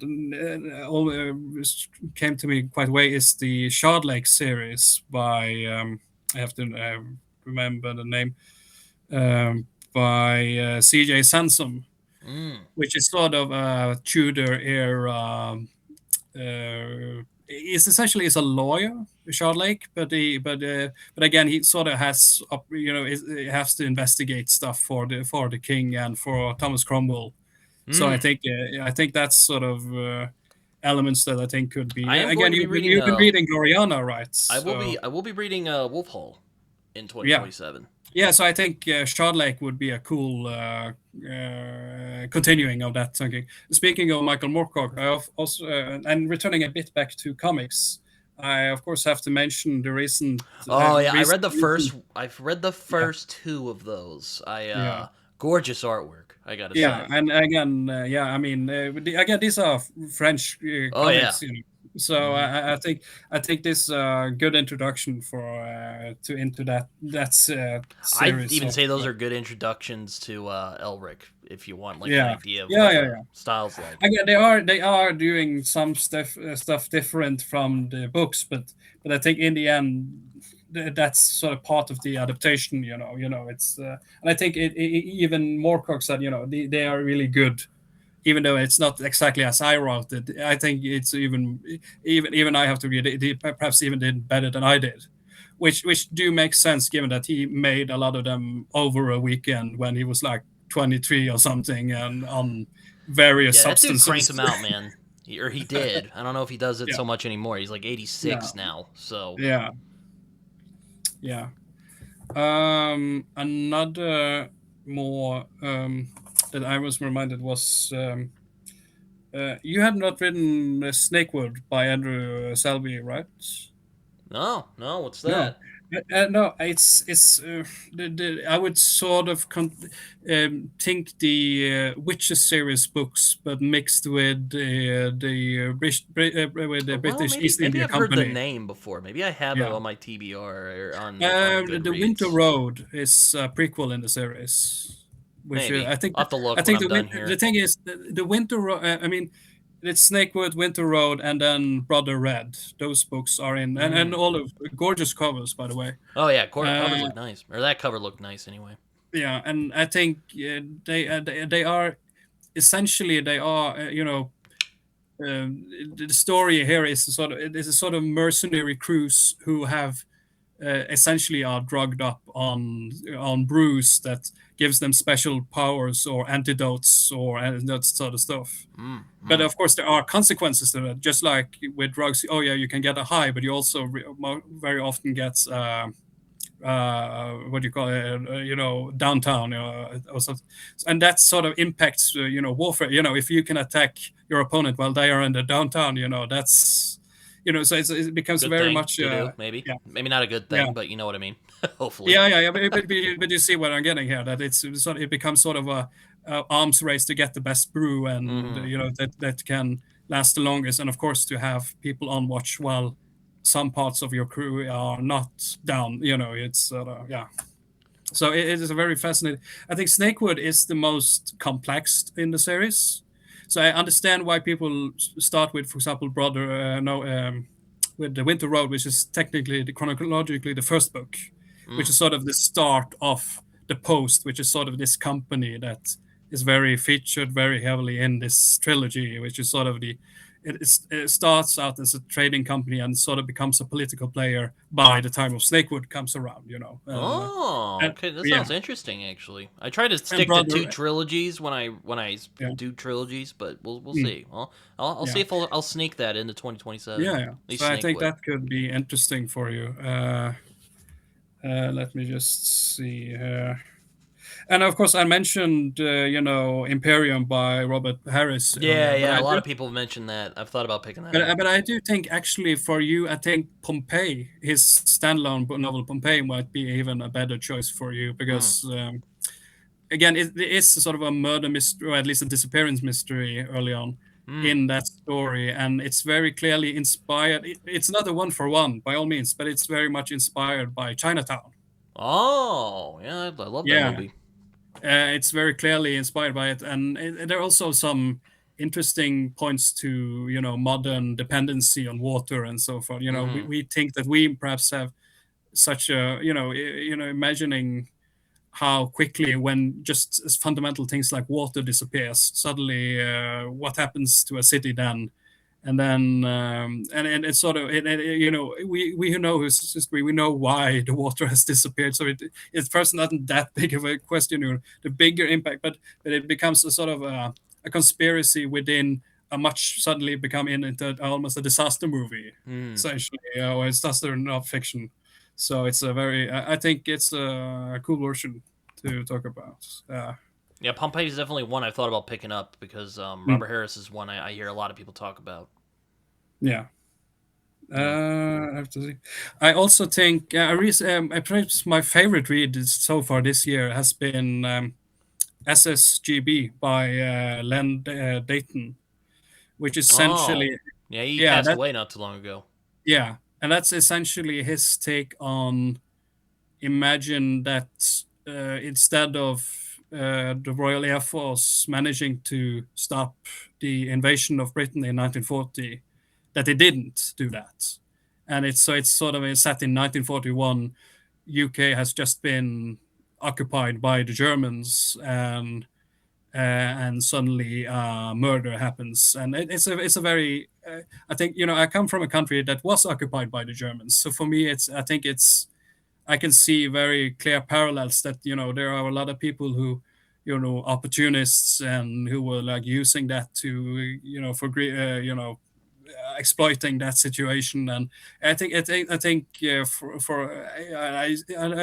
think it's quite the LA quartet or something like that, but I think you would.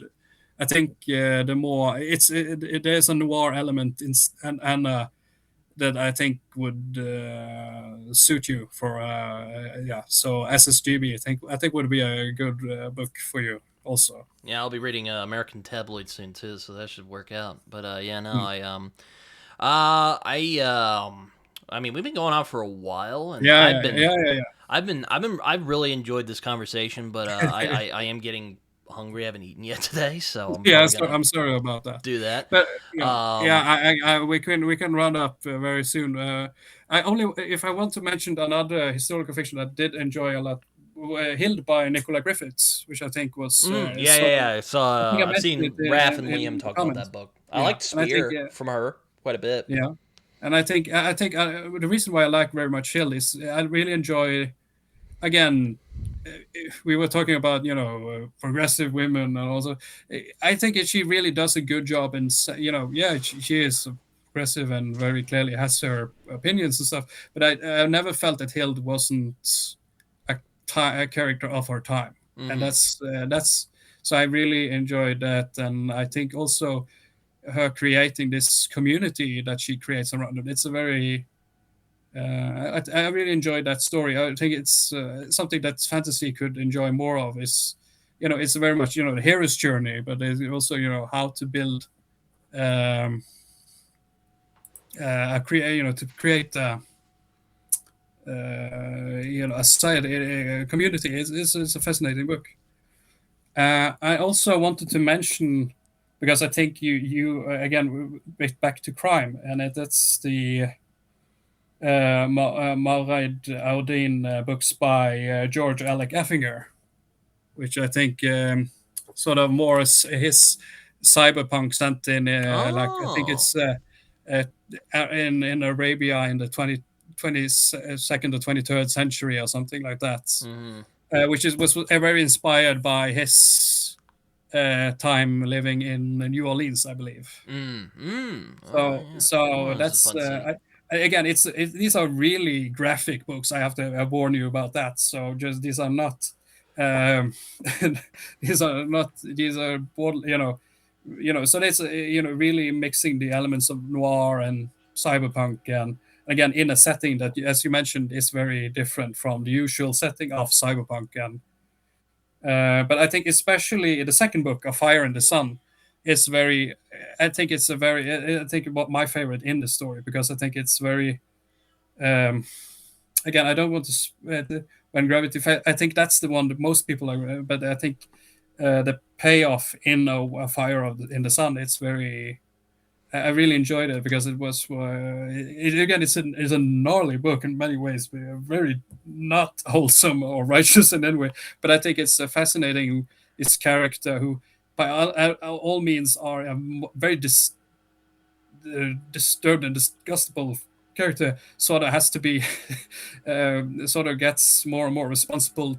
It's definitely a very flawed character who suddenly became Hmm. has to find responsibility for more than just himself, and that is a fascinating character to read. I'm not going to say more because I think that would be a spoiler, but I think it would be interesting to hear what you would think about that series. Yeah, it sounds interesting. Definitely have to Hmm. pick them up. Yeah.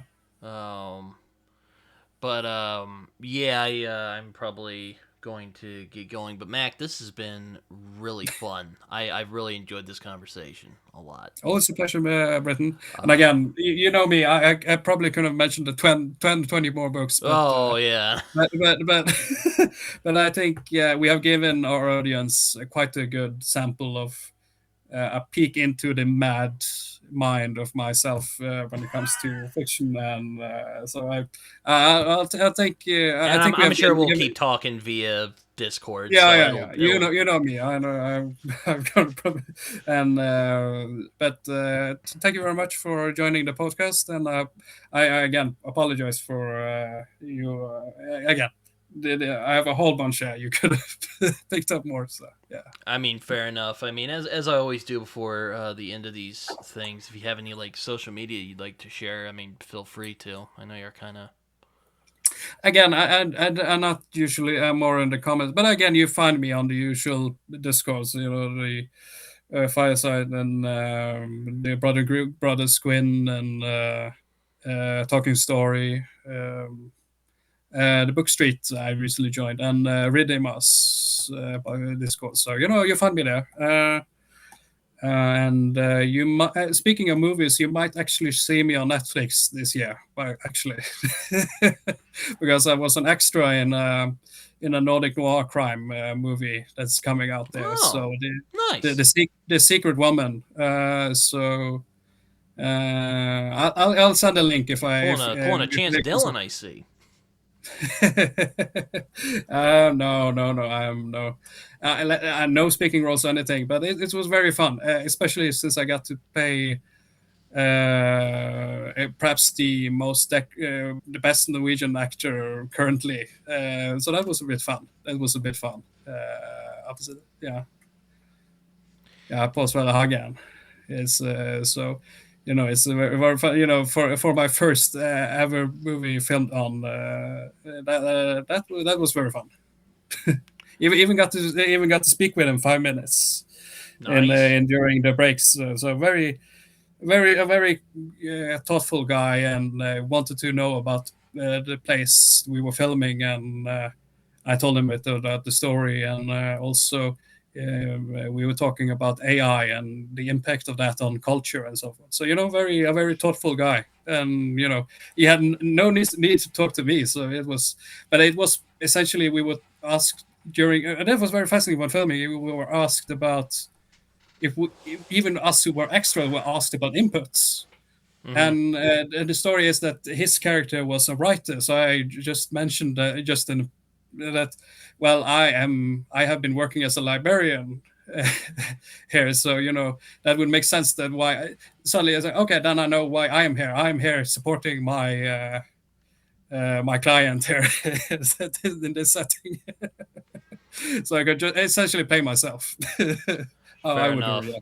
Well, this has been fun. I hope you all enjoyed this. You should definitely. I don't know if I'd say check out Mac. You should find Mac wherever he's at. I will come for you. I will come, and I will.